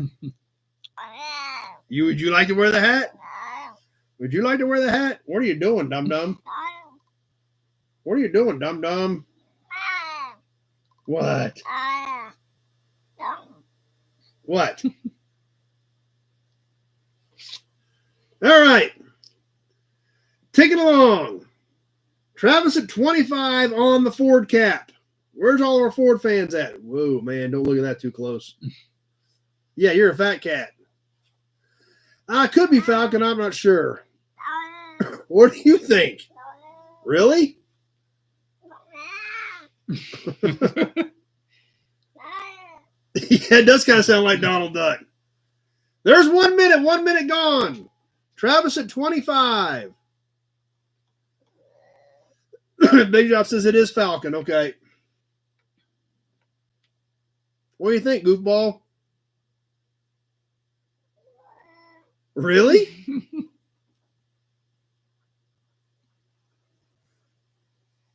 Travis at 25, coming up on the minute 30 mark. And there it is. Minute 30 is gone. 30 seconds left to go. Tweedledee at 35. Thing's ringing when I'm talking behind it. Hello, Dum Dum. Joe's Classics at 36. As we're coming down to the wire, Joe's Classics at 36. A few seconds left to go. Tweedledee at 37. Zach at 39.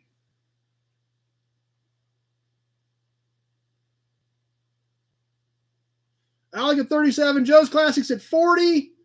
And that does it. Joe's Classics at 40. Holy cow, that one got interesting at the end. But Joe's Classics at 40 is who we had at the 2 minute mark.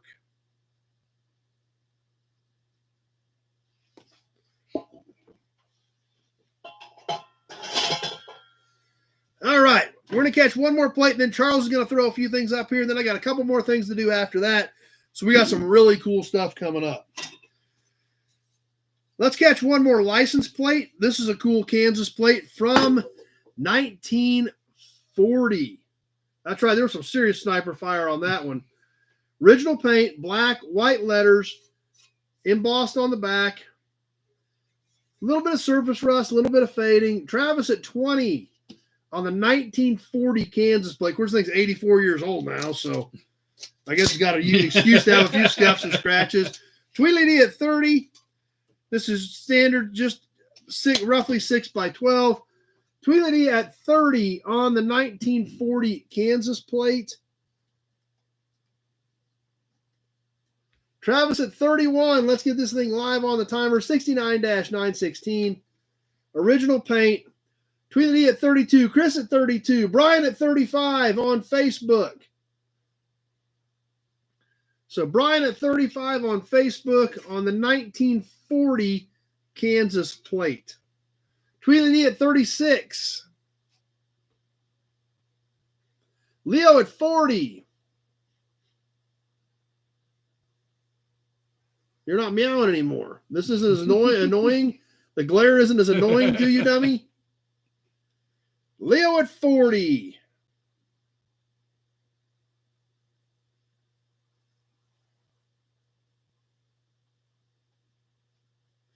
Coming up on the 1 minute mark with Leo at 40. Ads. All right, let's shut her down here for a second. Martin's 25 must have been hung up in there for quite a while, so.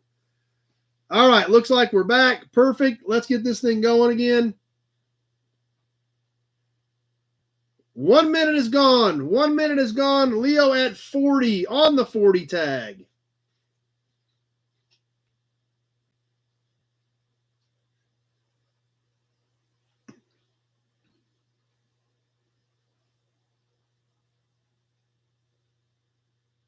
We're going to wait towards that minute 30 mark.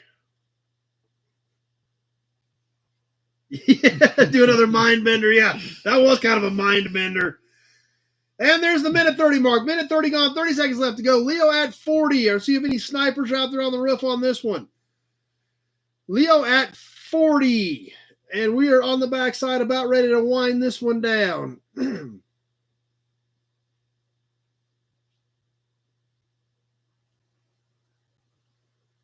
Few seconds left. Leo at 40.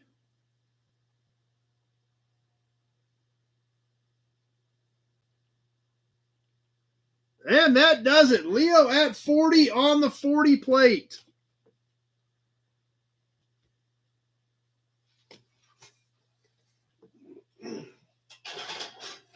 All right, let's get to some of Charles's stuff. What do you got? Is this all selling at no reserve? Or what are you gonna, okay. No reserve. Selling everything at no reserve. So what do you got? Show it to them. Tell them about it.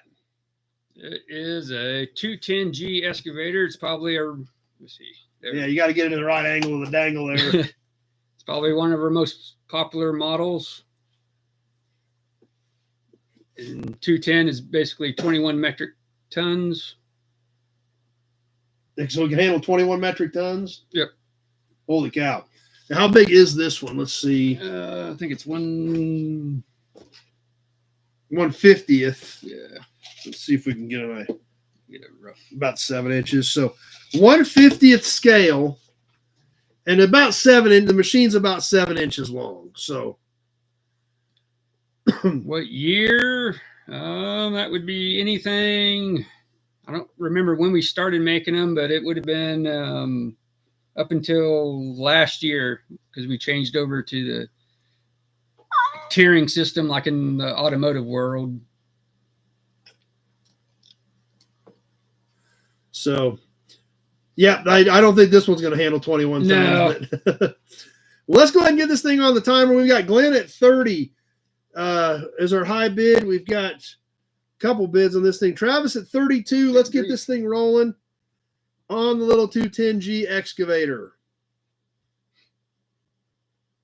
I need a 1-to-1 scale. Yeah. That would be a lot more fun. Glenn at 35. A lot more expensive. Dennis at 40.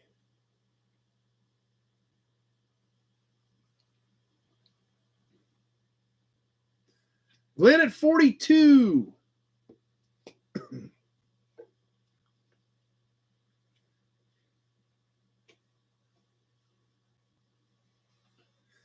As we're working our way towards the 1 minute mark. This would be easy to park in the garage. The real one would be extremely difficult. Actually, you just wouldn't have a garage left. Yeah.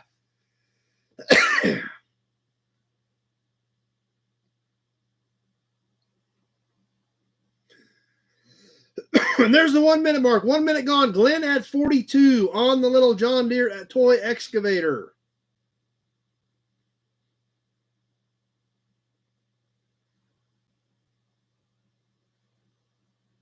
Yeah, it would definitely make a new door. Yeah. Dennis at 45.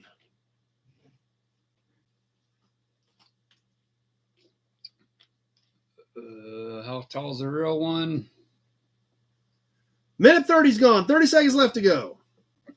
I don't remember off the top of my head, but you're on a low boy, you're not over height. Ticking away. Travis at 46. Dayton Motto's here with us. Travis at 46. We got a few seconds left to go.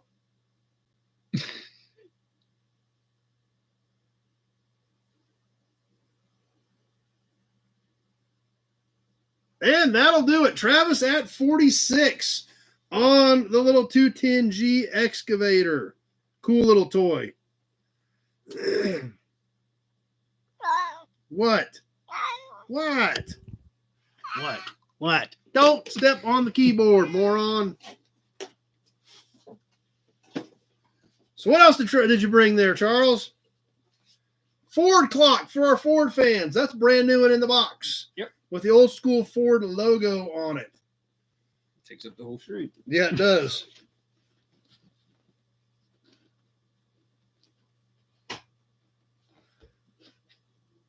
Okay, let's get a diameter on that roughly. It's about a 12-inch in diameter Ford clock for our Ford fans. Alex at 30 on the Ford clock. Travis at 50. Pretty much self-explanatory. Brand new in the box. Old school Ford logo. Travis at 50.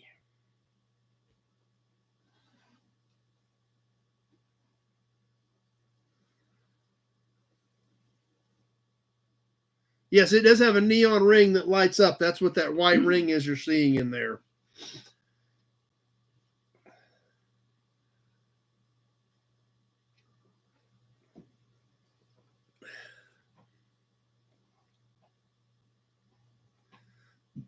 Ticking away, Travis at 50. Travis may have knocked everybody out of the park with that one. I mean, that's... What are you doing, dummies? You guys are awful vocal and pesky tonight. Yes, you. We're talking about you. You're a pain in the butt. Coming up on the 1 minute mark. Travis May just took care of everybody real quick. Alex at 60. 1 minute gone. 1 minute left to go. Alex at 60.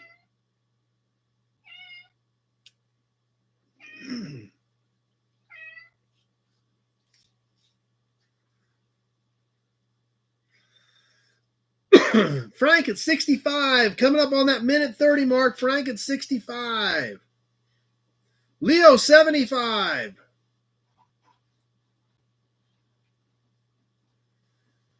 And there's the minute 30 mark. Minute 30 gone. 30 seconds left to go. Leo at 75. Frank at 80.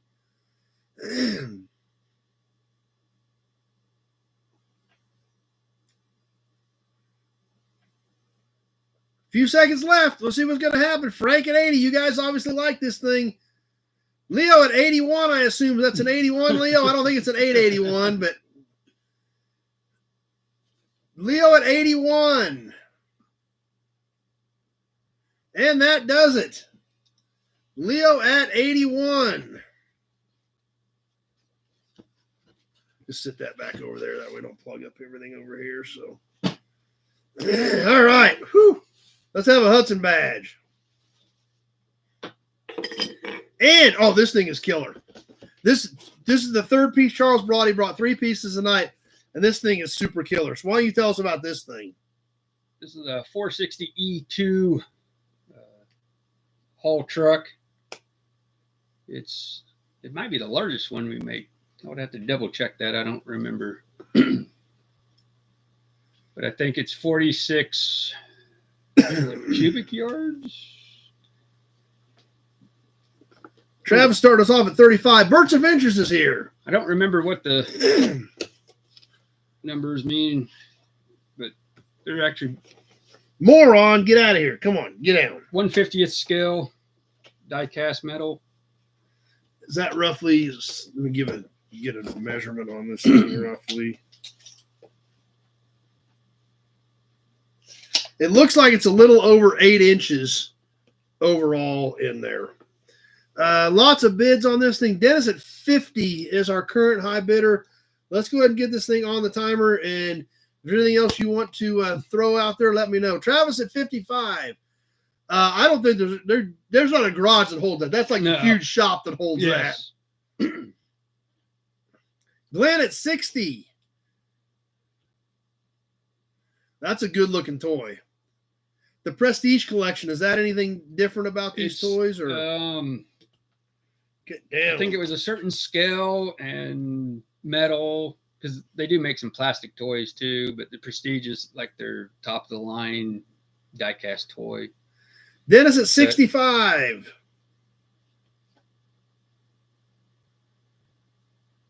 We're going to wait towards the 1 minute mark. Dennis at 65. That is a killer looking little truck.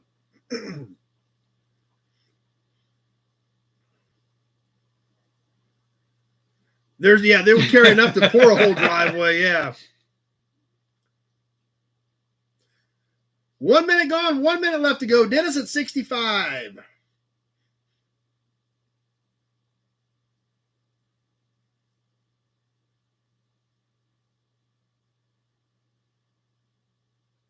Coming up on that minute 30 mark, Dennis at 65 on the haul truck. Articulated dump truck.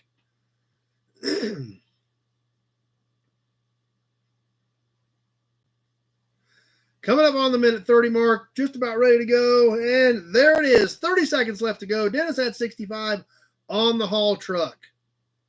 Or a car crusher. Yeah, it can do that too.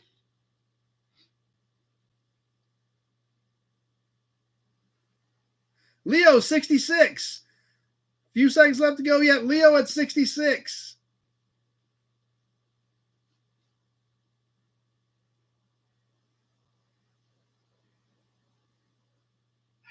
Alec at 67. And that does it. Holy cow. Boom, Alec. Wow. 158. And Alec hits it over here on Facebook at 67. Wow. Good shooting.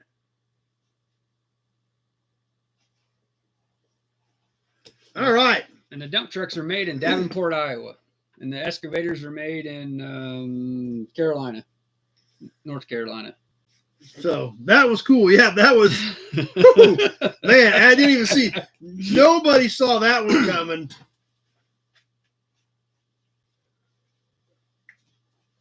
Well, those are the three pieces that Charles brought tonight. So appreciate him bringing some other cool stuff into the mix and shaking it up with that. We got a few more things we're going to work through yet tonight.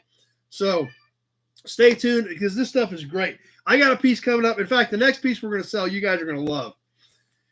I was actually pretty excited to find it. I just found it. And I was excited for you guys because I've got one. So if you guys remember, about 3 months ago, I had a big, I say big, like a dozen or 15 of the can banks. Who remembers the can banks? Yeah, we had the Phillips, the Vidal. That's right. Thanks to Charles for bringing in some cool stuff, mixing it up a bit. So, Wild Bill's Resurrected Classics. Will Pritchard's here. Ron's here. 3 a.m. in Great Britain. Well, we're glad you're hanging out with us, Ron. But I hope you guys remember the can banks. I had a nice little rack. I had Vidal, Phillips. I had some killer can banks on there. And there was one on there that I didn't. Oh, I had the little Sinclair gas pump bank. Some great stuff. Well, there was one on there that I don't know if I'd ever even seen before. I found another one just this weekend. So I'm really excited about this, and I hope you guys are excited about it as well, because it was a neat piece, and I was excited when I realized what it was. Bangor, Maine with Bert's Adventures. Glad you're hanging out. So I hope you guys like this, because I was excited to find another one on this Atlas Batteries Bank. John's at 25 already. I don't even care. Check this out. Save with Atlas. Who remembers these? Has the little has the terminals on the top, 3 holes, so it's a 6-volt battery, I think. Randy at 30. That's right. Pete Welk says, welcome to first timers. Absolutely. On the back, Save with Atlas. SAE standards, life test, 310 amp hours, 100, 0 starting 3.5, 45 full-size plates, 21 months on the Atlas Batteries Bank. Travis at 40. The top does come off. It is slotted to put your coins in. Like I said, these things were cool. I was excited when I got the one I've had for me. Only Bart, I only do full dollar amounts. Bart, so we'll take you at 41 on that. On the Atlas batteries. Pre-55, yeah, it could very well be pre-55. You're not going to charge it up very well, so we'll take Bert at 41 on the Atlas Batteries Bank. There's the information on the back. Save with Atlas. And let's get this thing on the timer. Glenn at 42. And we're live on the timer and we're rolling. Travis at 45.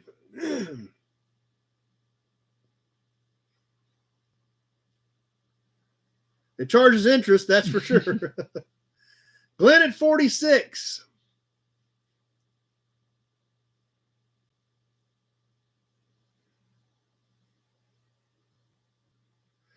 We're live on the timer. We're boogieing away. Like I said, I just thought these things were super cool. Travis at 47. Randy at 48. Glenn at 48.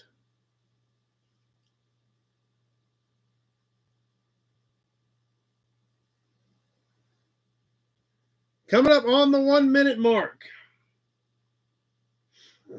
Travis at 50. And there's 1 minute. 1 minute gone. 1 minute left to go. Travis at 50.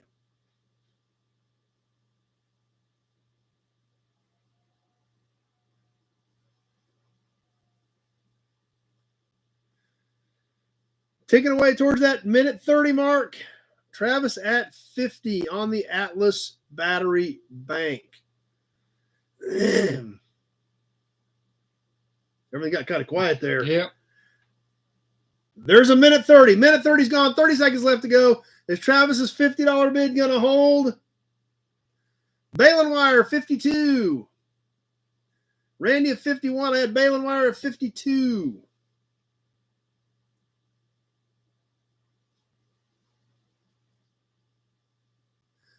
Few seconds left. Balin Wire at 52. About ready to wrap this one up.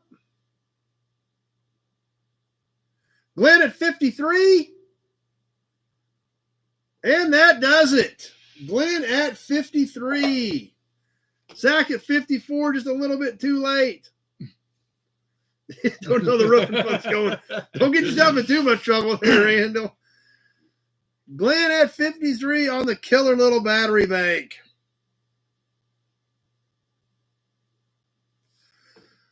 Told you guys it was going to be cool. Mm-hmm. Ad popped up when he was typing. Yeah.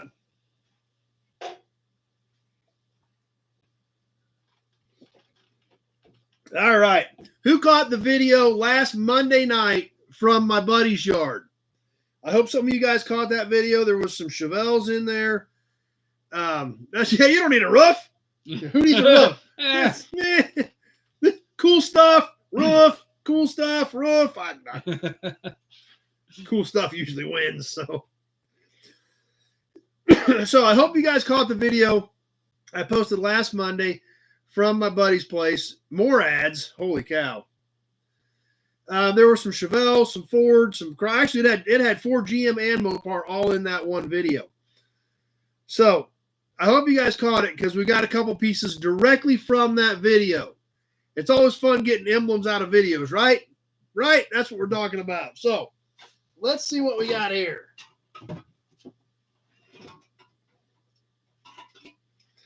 In that video, okay, look good. Looks like we're coming back. Leo's at 15. He don't care. He wants emblems from the video.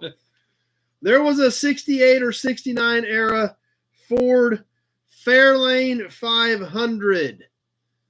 And there's the quarter emblems off of the Fairlane in the video.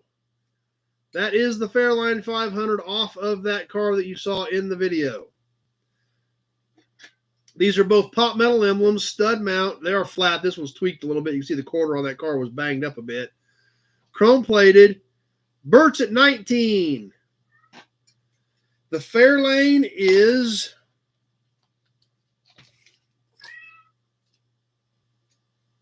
about 7 1/4 long. Pappy at 20.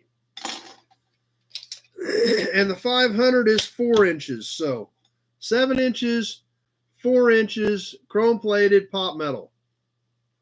Now, another car that we saw in that video was a Ford Maverick. Anybody remember seeing the Maverick? It had a grill emblem still hanging on the chunk of the grill. There it is. Just like we got it out of the video. Nut Farm at 25. So there you go. And if you don't want the chunk of grill, I'll take it out and just ship you the emblem. You guys tell me. But I just thought it's like it's hanging there. There were a couple Mavericks, actually. You're right, Mike. Good eye. So that's what you got. The Maverick and the Fairlane 500 grill. We've got Nut Farm at 25 on both, or all 3 pieces. If you count the Fairlane, is 2 emblems. So Nut Farm at 25. One pain in the butt cat. There's a good. Somebody may end up with a gold cat in their package too. You don't know. So that's what we've got on this round here. Nut Farm at 25.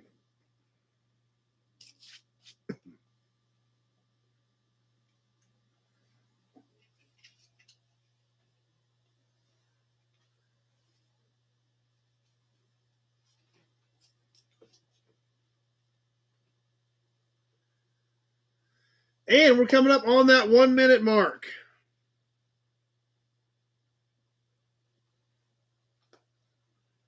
Cat, you're being a pain in the butt. Yeah, we could use some extra cat food. 1 minute gone, 1 minute left to go. Nut Farm at 25.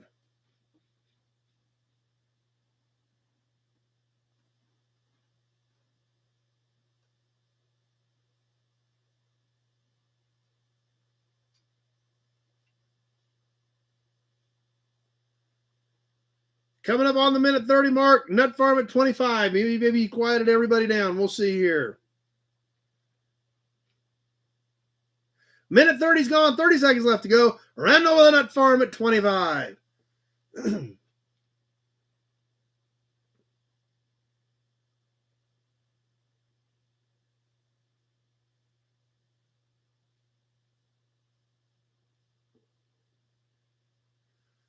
Coming out of the end of the few seconds left to go, Kevin at 30. Pete at 31. And that does it. Pete at 31. A couple shots there at the end. Pappy at 28. Too late, but I had Pete at 31.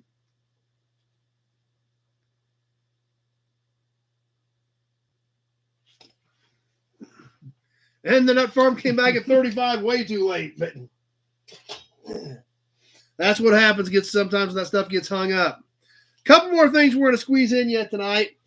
So a piece for our Chevy fans. Actually, we had a couple pieces for our Chevy fans coming up, plus another can to wrap up tonight's auctions. This is I believe, an early 40s era.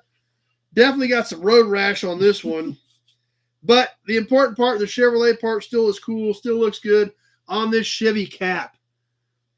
Now, obviously, road rash around this thing. I don't know what kind of curb this thing caught, but kind of adds to the story of this thing. Now, the Chevrolet part right here where it's embossed is all nice and clear. Looks good. It's got the ends on it. It's got these markings on the top and the bottom. This is a steel cap with a chrome cap over the top of the steel base. And like I said, definitely got some road rash on this one. But there again, sometimes as long as it didn't wipe out the money shot, so to speak, on these, that just adds more to the story on these old caps. Looks like we got Burt's at 20 on this one. It's about a 10-inch in diameter cap, 10 inches across on this one, on this 40s era Chevrolet cap. So let's get this thing rolling. We've got Burt's at 20. And we're live and on the timer on the Chevrolet cap. Great wall hangers on these. It was a curb finder. It found it. There's no doubt about it. We got more ads popping up. It does have stories. Yep.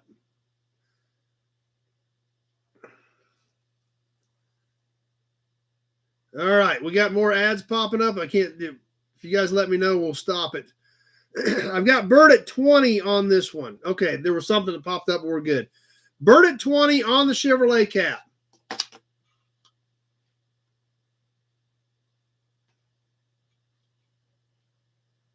Coming up on the 1 minute mark.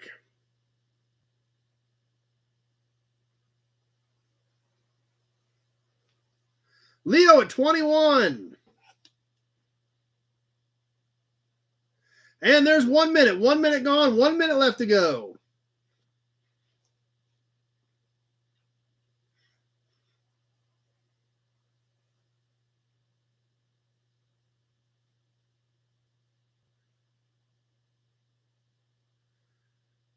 Burt's at 22. Coming up on that minute 30 mark.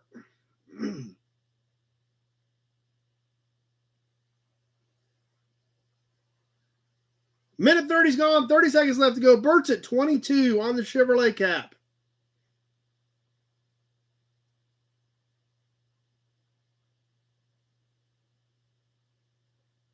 Balin Wire 28. Zach at 27. We got a few seconds left. I got Balin Wire at 28. Kevin at 30. Zach at 31. And that does it. Zach at 31.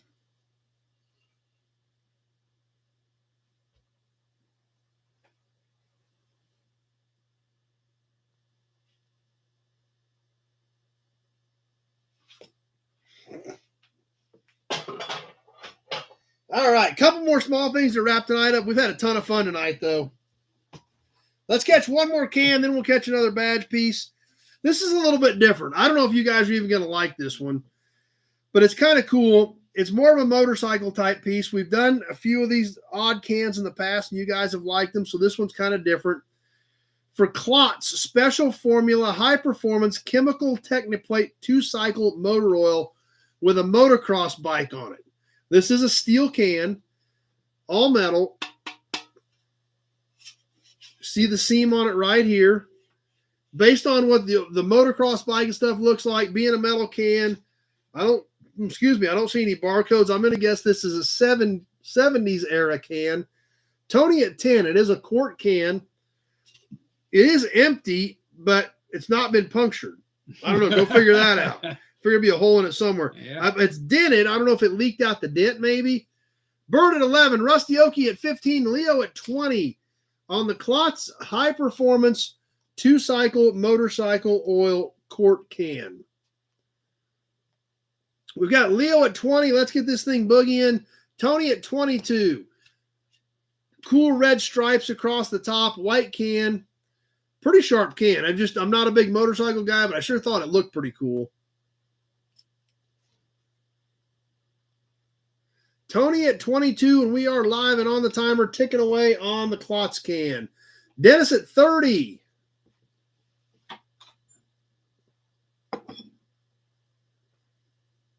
Leo 31.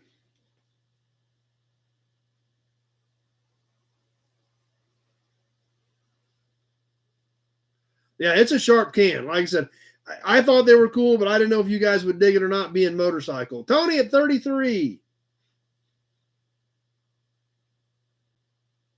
Chemical Technoplate motorcycle oil on the back. Leo at 35. Dennis at 36. There's 1 minute. 1 minute gone. 1 minute left to go. Dennis at 36.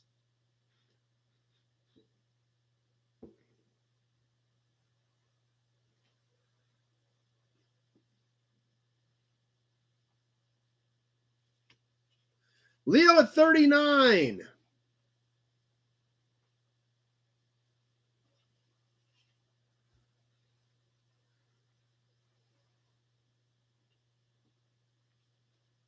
A minute 30's gone. 30 seconds left to go. Dennis at 45.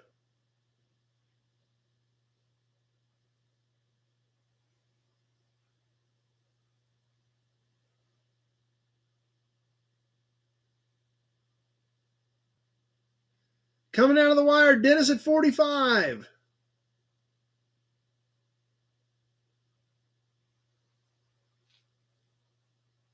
Just about ready to wrap this one up.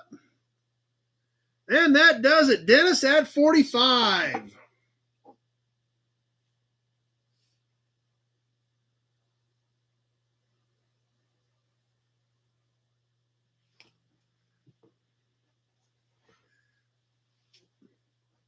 That's true. That's another good point, Rusty.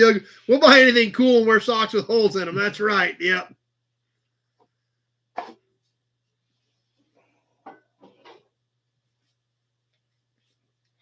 All right, let's catch one more small piece tonight. And then we're going to move on to the magazine. And we got more ads. So we'll hold up here just a second. Okay, that was quick. Good.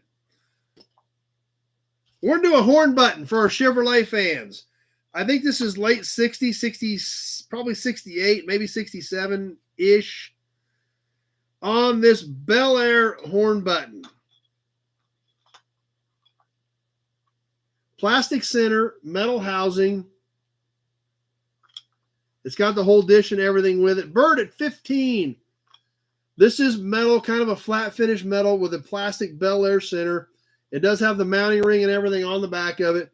So kind of a cool piece for our Chevrolet fans. John at 20 is our high bidder. 3 1/4 in diameter. 3 1/4 inches in diameter on the Bel Air horn button. John at 20. Bert at 21, and we're on the timer on the Bel Air horn button. Let's see, I don't know if we can get the YouTube guys and the Facebook guys to show it to everybody. Tricky to get all these angles in here.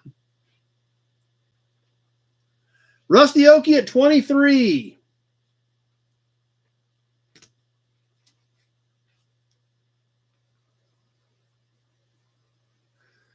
Brian Dispatch at 67.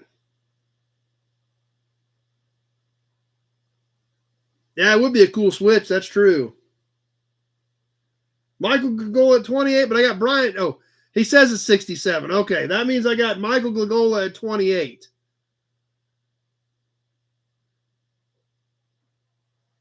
So Michael at 28 on Facebook. As we come up on the 1 minute mark. 1 minute gone, 1 minute left to go. Michael on Facebook at 28. Yeah, no problem, Brian. Just put the 19 in front of it next time so I don't think it's a bid. Michael at 28 on this Bel Air horn button. Coming up on the minute 30 mark.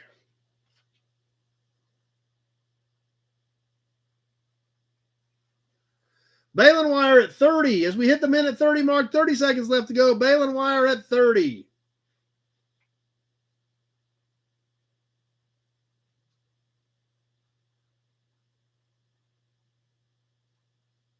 Zach, Whiskey Business at 32. With a few seconds left, we're about ready to wrap this one up.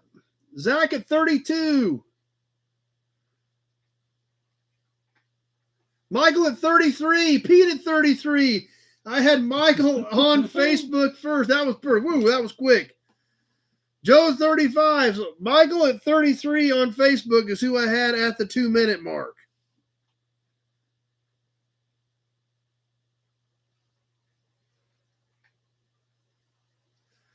Okay. That'll pretty much wrap up tonight's auctions. That was, for as much trouble as we had fighting them, I'm glad it went as well as it did and pretty much worked out. There were a few snafus, but overall seemed like we did okay. So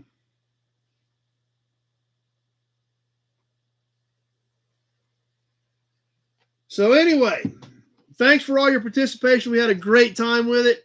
Charles brought in some cool stuff, some different stuff, lots of hearts. The River of Hearts is awesome. I appreciate that. Your guys' love and support and all that and the fireworks. So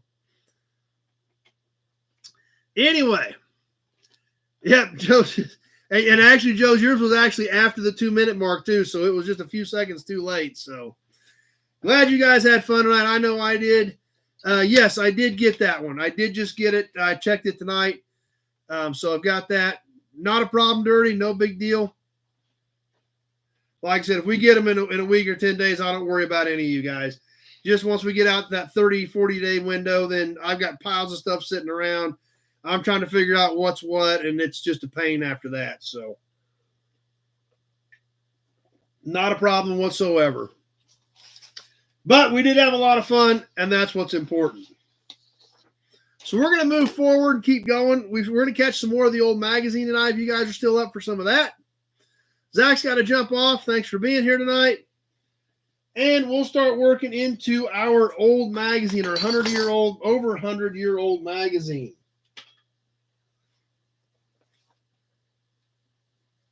Too many Hudson badges? We'll give you another one.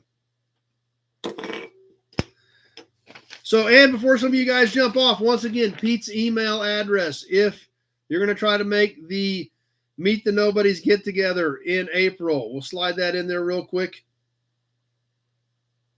Send an email to Pete if you want him to come out for that weekend. He's helping organize some of that. So, we are going to get into our 100-plus-year-old magazine a little bit again tonight. We've been doing this a little bit at a time. And we'll probably take a break from it here coming up and slide some other stuff in. But it's been, since we didn't do a magazine last week, it's been a few weeks anyway. April 20th is a Saturday that we're looking at, Rusty Okie. So a lot of guys are planning on coming in Friday afternoon, and we'll hang out at the yard Saturday. Probably go hang out at the brewery Friday night, Saturday night, find some food, hang out, have a good time. So that's kind of what we're tentatively looking at.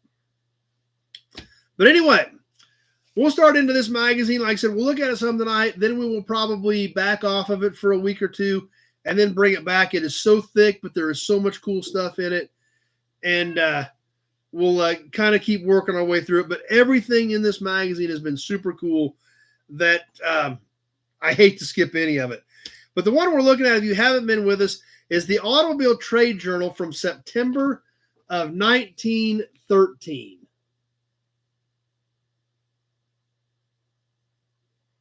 So this is the magazine that we're looking at here as of currently. And everything in here has been cool. So you've caught part of it here over the last few weeks. So, and I've got Kevin's card in here for a bookmark. So that worked out nice. Kevin stopped by and stuck his card in there for a bookmark, so I knew where we were at. The year Big Job was born. Yeah. So I'll check this thing out. The first page we're going to look at, it's actually 2 pages. And it's priced with all the 1914 improvements. Yeah. So the price with all 1914 improvements was $2,785. That was a fortune back then. So Model T was like, what, $600? Yeah. This thing was $2,785 in 1914. 4,000 miles without a mechanical road adjustment. Hey, things were moving up. 4, the Pilot. The car ahead, Pilot Car Sales Company, Richmond, Indiana. Check this thing out. This thing's amazing. $2,700 in 1913 was a boatload of money for a car. Power, strength, luxuries, and refinements. The Pilot Car Sales Company, Richmond, Indiana.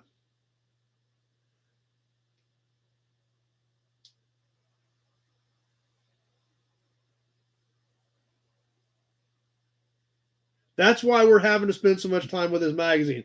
Everything is cool. Look how thick it is. Look how much we haven't seen this. We've seen this. We haven't seen this yet. That's how much awesome this is here. Auction's over, no more ads. Yeah, figures. We're glad you're still hanging out, Big Job. Same with you, Nut Farm. Lots of accessory horns. $10 for the New Tone Superior from Newton Horns, sprockets and differentials, in stock to order from the Coleman Wheel Company. This is 1913.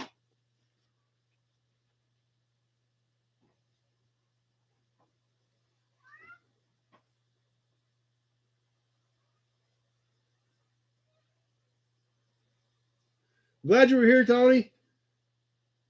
Hope everything's going well for you.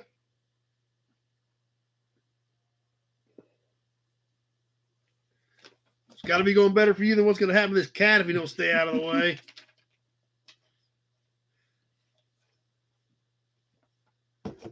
Now, this car I've never even heard of. You ever heard of that? Nope.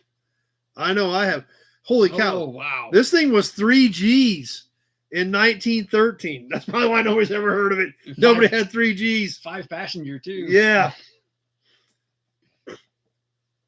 Wow. Holy cow. I've never heard of this car. The Car of Silence. 5 passenger, $2,900. 7 passenger, $2,980. 4, the all-new Lion's Knight, the Car of Silence. Who's ever heard of a Lion's Knight? From the Lions Atlas Company, Indianapolis, Indiana. Good, Tony. Glad to hear it.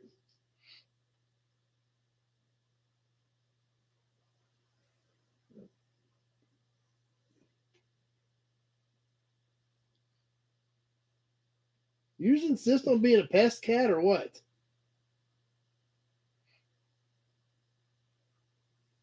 So $3,000 for a Lion's Knight is probably why none of us have ever heard of them, I'm guessing.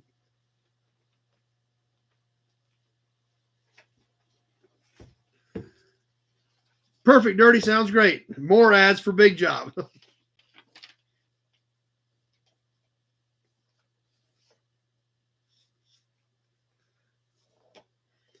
And we flip the page again to another car that I've never heard of. You ever heard of that one? Nope. Okay, I haven't either. I don't feel too bad. The first ad we're going to look at is for the Autocar, the leading British motor car paper, established in advance of all others and still far ahead of them. That's the first ad on this next page. Yeah, these are great, Randall. There is no doubt about it. The strongest built car in the world, completely equipped, $22.95, guaranteed for 365 days. Comes with a full year warranty on this one. Woohoo. That's a win. For the 1914 Palmer Singer Model K Brighton 6. I've never heard of a Palmer Singer.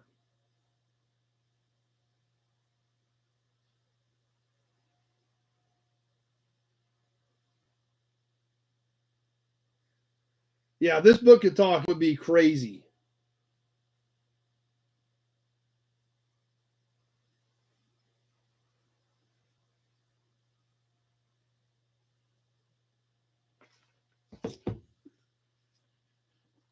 They were only made for 6 years. The Palmer Singer. Mm-hmm.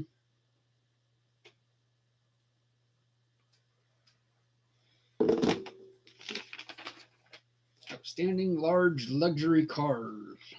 There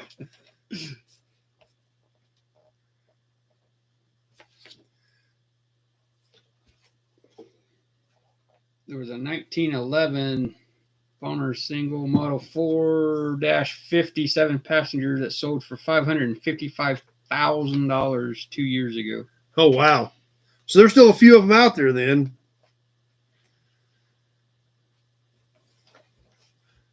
Wow, this is a pretty big deal. 2-page ad for a wrench. Okay. Of course, back then, a lot of people probably didn't have a lot of hand tools either. You think about it. You know, a lot of stuff was fixed in blacksmith shops and things like that. For the Coase Wrench Company, adjustable wrench. Check out the 1913 Coase adjustable wrench.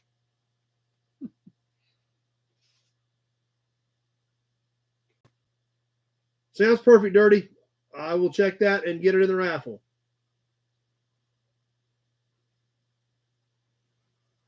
Now, you think about this being at the turn of the century like this, you know, everything went to a blacksmith shop back then. Yep. You know, it had to be hand forged, hand built, hand beat. So the tool business was kind of in its infancy, as well as the car business at that point. So this was probably a pretty big deal to have your own wrench like this. Just like, some of the wrenches we've sold here, certain pieces of equipment came with a certain wrench because it needed it. So this was not this was new technology. Yeah. As crazy as it is, this was new technology at the time. I don't know if it gives us a price on this thing or not. I didn't see any numbers. I don't see any numbers. I didn't want to know. That's true. That could be a good point. That was probably a pretty high dollar tool at that point. You don't think about that in today's world for as common as a lot of this stuff is anymore. And, adjustable wrenches are a dime a dozen. Everybody's got a dozen of them in their toolboxes. But back then, and there again, that's the beauty of doing these magazines. We're going back in time. If you think about this today, nobody cares about an adjustable wrench. Everybody's got them. They're everywhere. But in that day, this was, a pretty newfangled gadget. And we don't think about that in today's world for as common as some of this stuff has gotten to be.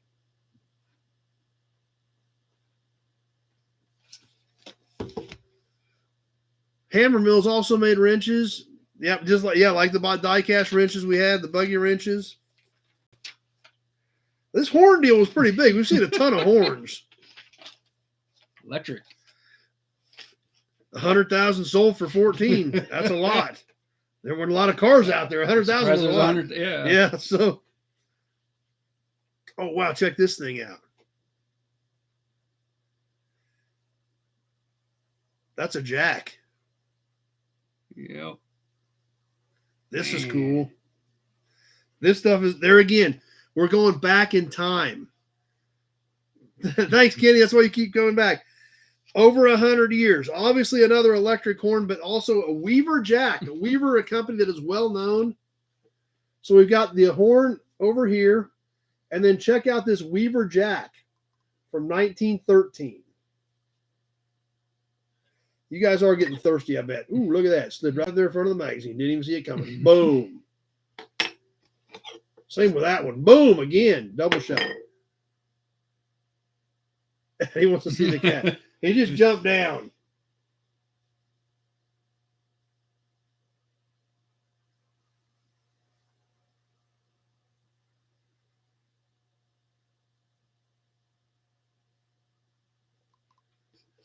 On to the next page, and probably more coolness, because so far this magazine has pretty much been a winner all the way around. That's something else you don't really think about. Is it a scissor jack? No, it's kind of a gear jack. It kind of cranks itself up. It just can't, it cranks and then rotates. So yeah. Turntable, transporting, truck, lifting jacks, and tire rest all in one. Let's kind of fold this page back so you guys can get a little bit better look at it. This actually, it would crank it here, and then these gears would rotate it up.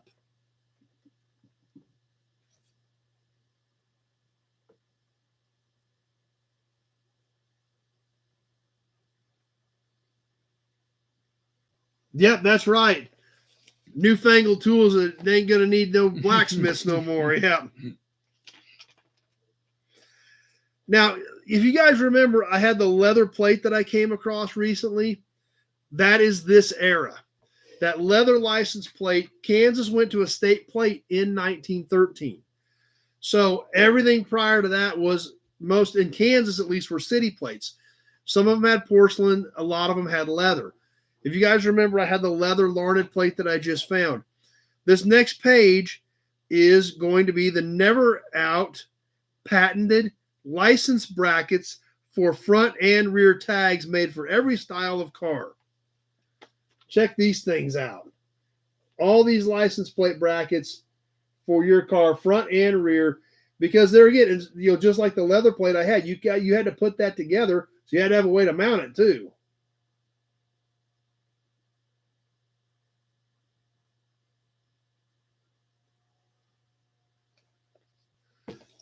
Kevin L's got to jump off. Glad you were here. Now, this next page where the text was at in the Automobile Trade Journal, right over here. Coming events. Let's check out a few coming events. Because even though we've been looking at a ton of ads, there is actually, now we're getting into some of the meat of this magazine. So, coming events. September 1, 1913. So, what's coming up? At the August 30th through September 6th, Chicago, Illinois, the Reliability Tour with the Chicago Motor Club. Tour Grand Rapids with the Tour Grand Rapids Auto Club in Michigan. Sioux City, Iowa track races, Sioux City Auto Club and Speedway Association. Okay. Hamline, Minnesota track races, Minnesota State Fair. Milwaukee, Wisconsin, September 8th through the 12th, automobile show at the Wisconsin State Fair, machinery building. It's kind of crazy that, but in that day, these things were, you didn't have an internet. This was a big deal to have this listing and car shows, new car showings in 1913. There wasn't many. Yeah. They'll have made cars for 10 years. So pretty amazing to see this stuff.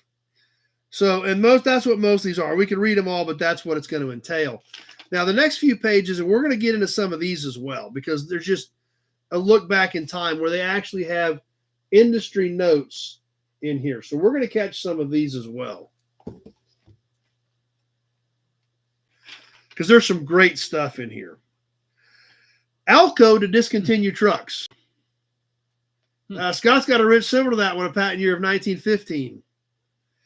An announcement has been made by the American Locomotive Company in New York City, maker of Alco cars, that it will discontinue the manufacture and sale of automobiles and trucks. All Alco owners are assured that arrangements will be made to furnish repair parts for a period not less than 5 years, and that its guarantee will be fulfilled. So, anybody ever heard of an Alco? The American Locomotive Company, cars and trucks, made up to 1913. Was this a Midwest publication, nationwide, I believe, the way I understand it, published in Philadelphia by the Chilton Motor Company. So I think this was a nationwide deal. The Muncie Gearworks of Muncie, Indiana have been forced into the hands of a receiver upon application of E.C. Atkins and Company of Indianapolis, Indiana, who had a claim against the Muncie Company of $950. We hear these settlements or these judgments today in the millions and millions and even pushing billions on some of them. They had a claim against them for $950. Last December, T.W. Warner, president of the T.W. Warner Manufacturing Company, who was also interested in the Muncie Gearworks, was induced to come to the aid of the Muncie Company, which was then in tight quarters. Mr. Warner loaned them $25,000 additional working capital, took active management of the company. During T.W. Warner's management, the company has made a good showing on the profit side of the ledger, but on account of some of the creditors becoming impatient and the tightness of the money market, the trouble above mentioned was precipitated. Although the company has orders amounting to $400,000, which would net a very handsome profit, which could be filled within the next 6 to 9 months, Mr. Warner advises us that the plan, which was inaugurated several weeks ago for relieving the company of its obligations, has met with considerable approval and will undoubtedly be consummated. So, just insane to hear this stuff.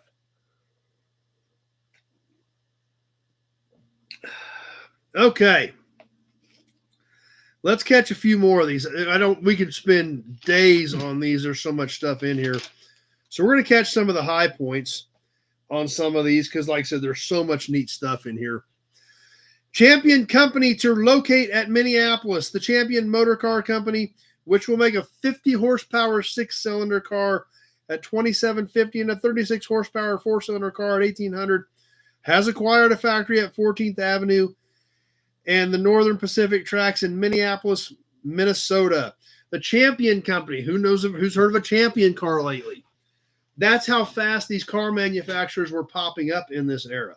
They were everywhere. There were tons of different ones. I think it was up into 2,000 or 3,000 era. I don't remember, but somewhere in 2,500 different car manufacturers back in this window. So kind of crazy to think about. That was news. It was a new company. Think of a new company in today's world starting up and just like, I'm going to go make cars tomorrow. It doesn't exactly happen that way. Tesla obviously did it. And Rivian is trying to do it, even though their stock's taking a bashing because they're not cranking cars out. And there are a few other electric car companies out there trying it, but nothing like on the scale that we were seeing back in this window. So, anyway. Moving along with other news in September of 1913, Ford prices reduced. Now, remember, we were talking about some of these cars pushing $3,000 and a lot of stuff around $2,000. The rumor which has been going around that Ford cars would be sold for $1,000 is probably based on the fact that the Ford cars have just been reduced slightly. The runabout has been reduced from $525 to $500, the touring car from $600 to $550, and the town car from $800 to $750. These prices are with full equipment. So when you put that into perspective of some of the stuff that we were just looking at, that were $2,000 to $3,000, and we've never heard of them because they never survived. They were up against Ford reducing prices to the $500 to $750 window for a new Model T. So when you put that into perspective, it's obvious as to why we're not seeing a lot of these manufacturers anymore. So. But like I said, there's just so much in here. A new electric car company in Arkansas called Canoe. I've not even heard of that one. So, was there one at Pioneer? I don't remember which one that was, not from which one we were talking about. Oh, a Champion? I don't remember. I don't remember if there was one of those there or not. What else is going on in 1913? Reduction in rating on chassis and open-bodied trucks, carloads, Southern classification. The Automobile Chamber of Commerce is in receipt of advice from the chairman of the Southern Classification Committee that is forthcoming supplement to the Southern classification will contain the following. And what they basically did was automobiles are self-propelled vehicles not otherwise indexed by name. Classes on open body trucks. And we still have classes on trucks today. So this is probably the beginning of classifications for these heavy vehicles in 1913.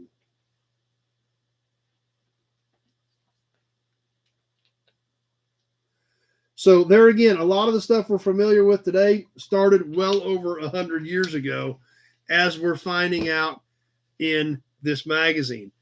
Scout will be built here in South Carolina. I assume that's the new Volkswagen Scout, Dirty. I think Volkswagen, isn't Volkswagen on that name now? I think Volkswagen so. Got it. Somebody else had gotten it.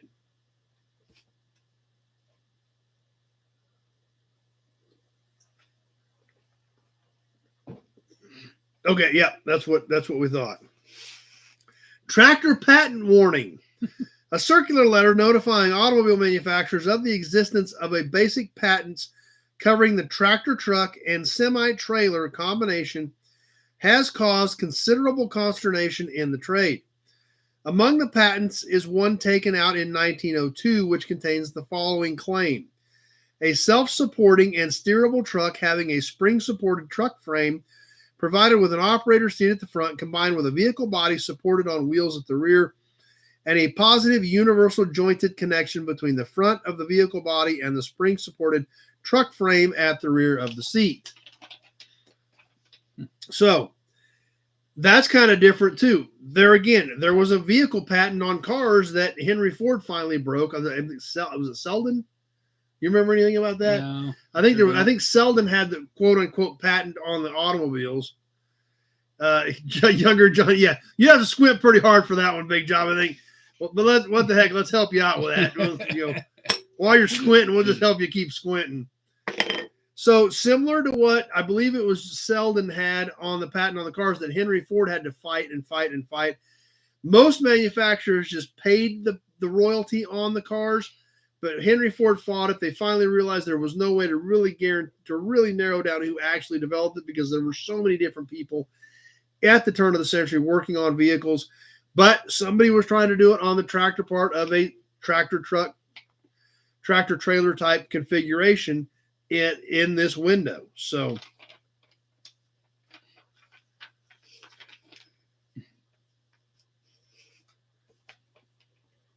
let's check out a few more of these.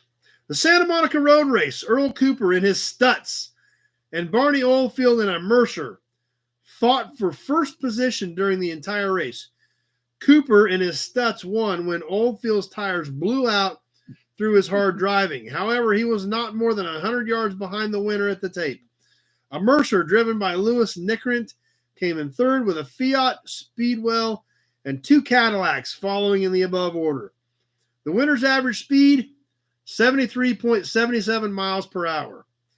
Frank B. Good, driving an Apperson, was ruled out of the race because he took gasoline out of a control pit without asking the referee's permission. He would have received third place, but for this ruling, when the fourth car had finished, the race was stopped and positions giving according to the number of laps finished. This actually comes with an action shot, I'm assuming, of the winner.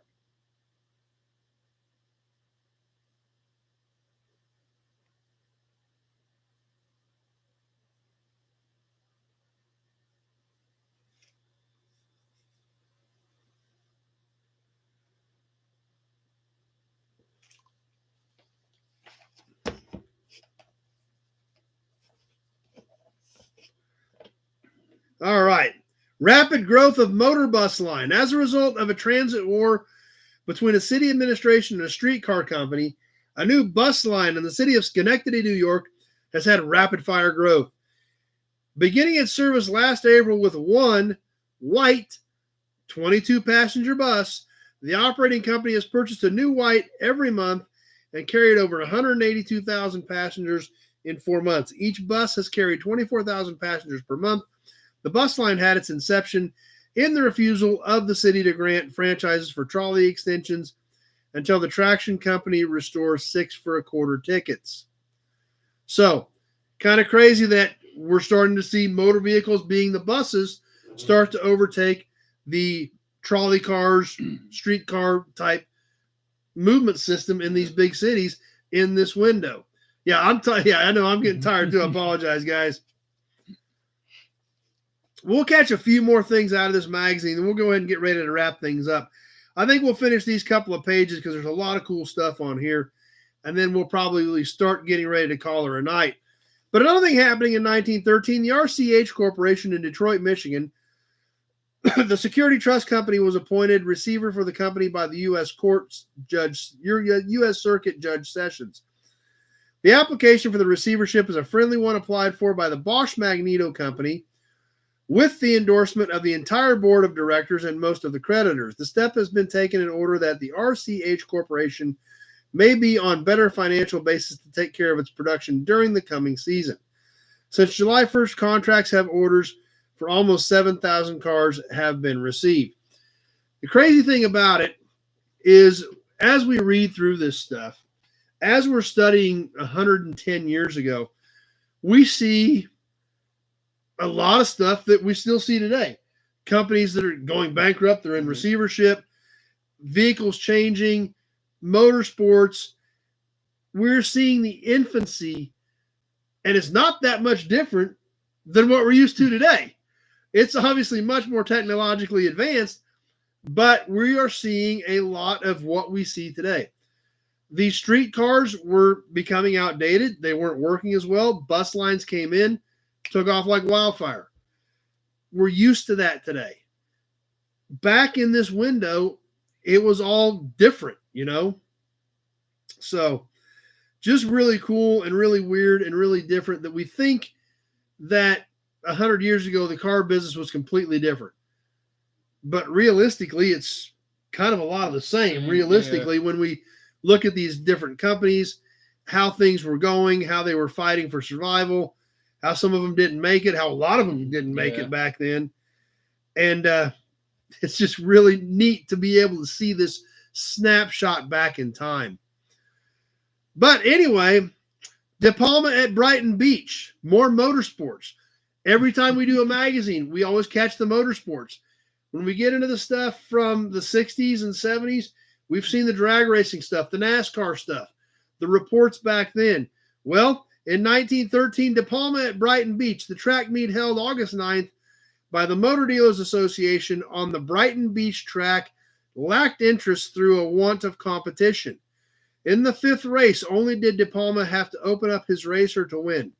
De Palma, with a wire-wheeled Mercer, won the 5 events in which he entered, the other being won by Wishart, also in a Mercer. Only 2 accidents occurred, both of these being in the 25-mile free-for-all. A National, driven by Jessup, threw a tire and rolled over, shaking up the mechanician. Doesn't say mechanic, the mechanician, and breaking Jessup's leg and arm. Soon after, LeCaine Stutz threw a tire and turned completely around twice before it was brought under control. The Curtain Raiser, a 10-mile event, was won by Weishart in a Mercer. The other 5, a 10-mile event for the cars of 301 to 450 cubic inch, a 10-mile race for cars under 600 cubic inch, and a 25-mile free-for-all. Another 25-mile free-for-all and a 10-mile handicap were won by De Palma in his Mercer. So, yeah, really crazy.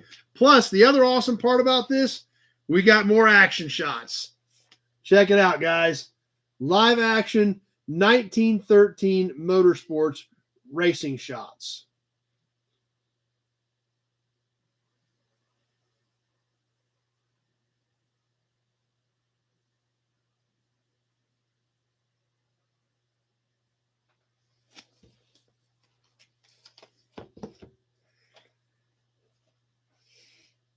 Speaking of electric cars, long trip in electric. Recently, 2 electric auto enthusiasts at Washington, D.C. demonstrated that the electric is a perfectly safe car in which to make a moderate tour. Once again, the more things change, the more they stay the same. Is that not literally what it says? To make a moderate tour. Yep. That is literally the entire thing they say about electric cars today. is they're great if you're running around town, but you can't take them out on the road. So the round trip between Washington and Baltimore is 82 miles, and at the time of this run, part of the road had just been heavily oiled by the State Road Commission. This materially checked the machine. At one point, heavy sand was encountered, but the electric had no difficulty in pulling through it. The car left Washington at 7:40 a.m., and 4 hours later was in the downtown district of Baltimore. But really, 4 hours for 82 miles probably wasn't terrible in 1913. No. I'm guessing. The run through Baltimore was over cobblestones. The drive back to Washington occupied an hour longer, as it was necessary because of the road repairs to return by Hyattsville and the Queen Chapel Road.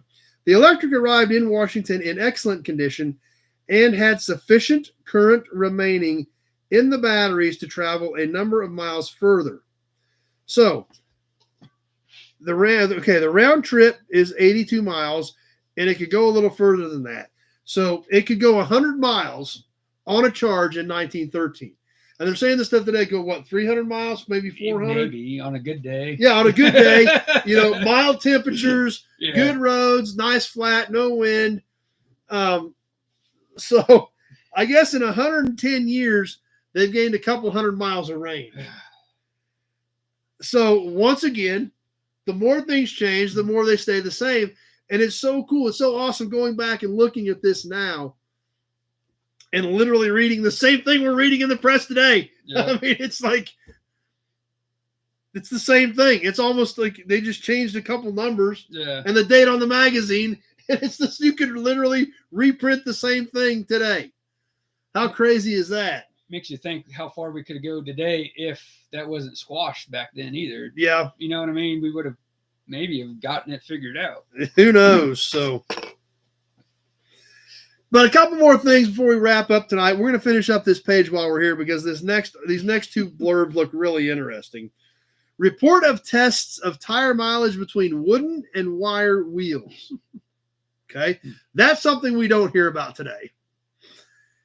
Claims for increased tire mileage are often heard from wire wheel advocates, but as yet, tire companies do not guarantee any longer life of tires used on wire wheels than those used on wood wheels.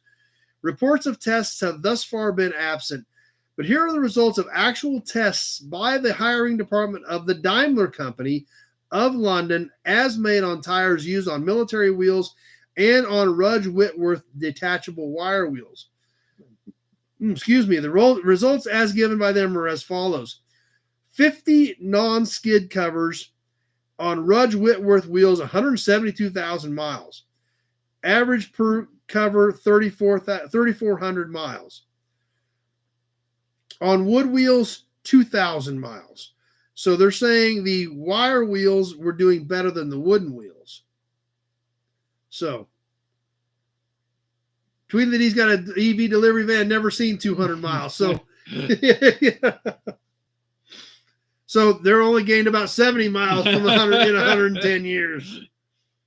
The cars employed were in both tests identical except for their wheels. So that is a fair assumption that Rudge Whitworth detachable wheels can reduce the tire bill by over 40% or an increased tire mileage of 68.75%.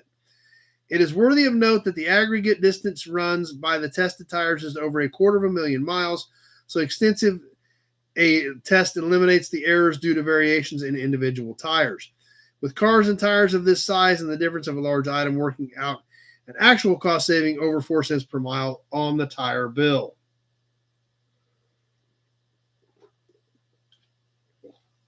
And one more thing in tonight's magazine before we call it an evening. A fire of steel. S.W. Rushmore of the Rushmore Dynamo Works, Plainfield, New Jersey, reports that a large pile of steel chips in the yard caught fire from burning rubbish nearby. When first discovered, the pile was white hot in several places. After a 1-inch hose proved ineffective, the fire department apparently extinguished the fire by an hour's work. However, the blaze started again and it required 2 hours to put out. So metal chips actually caught on fire.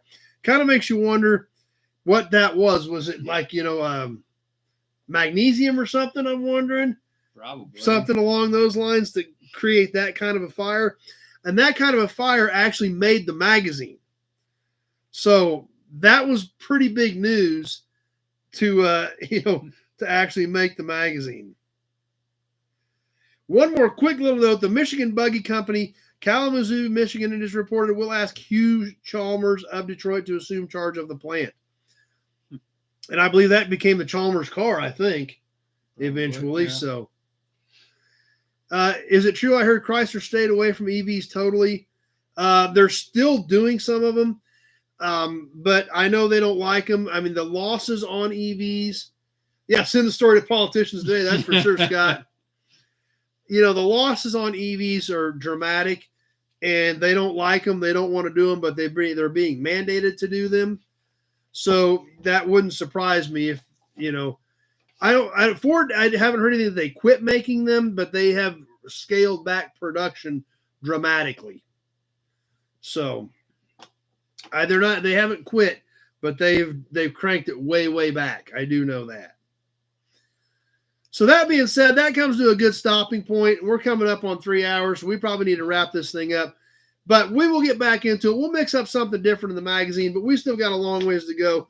We see where Kevin's card is at in this book. And this is the part we haven't seen yet. So you talk about a whole lot of coolness. You saw it firsthand. Yeah. It's pretty neat stuff that we have the opportunity to see. I'm super stoked about this magazine. I'm really glad that I had Addie look at it before we did anything, and it's an awesome piece. So Ford has canceled the new battery plant construction, okay? So there it is. We'll get back to the 1913 Automobile Trade Journal in the near future. We'll probably mix it up with a different magazine next week, but we're not going to give up on this baby, not till we get all the way through it. There is way too much cool stuff in here.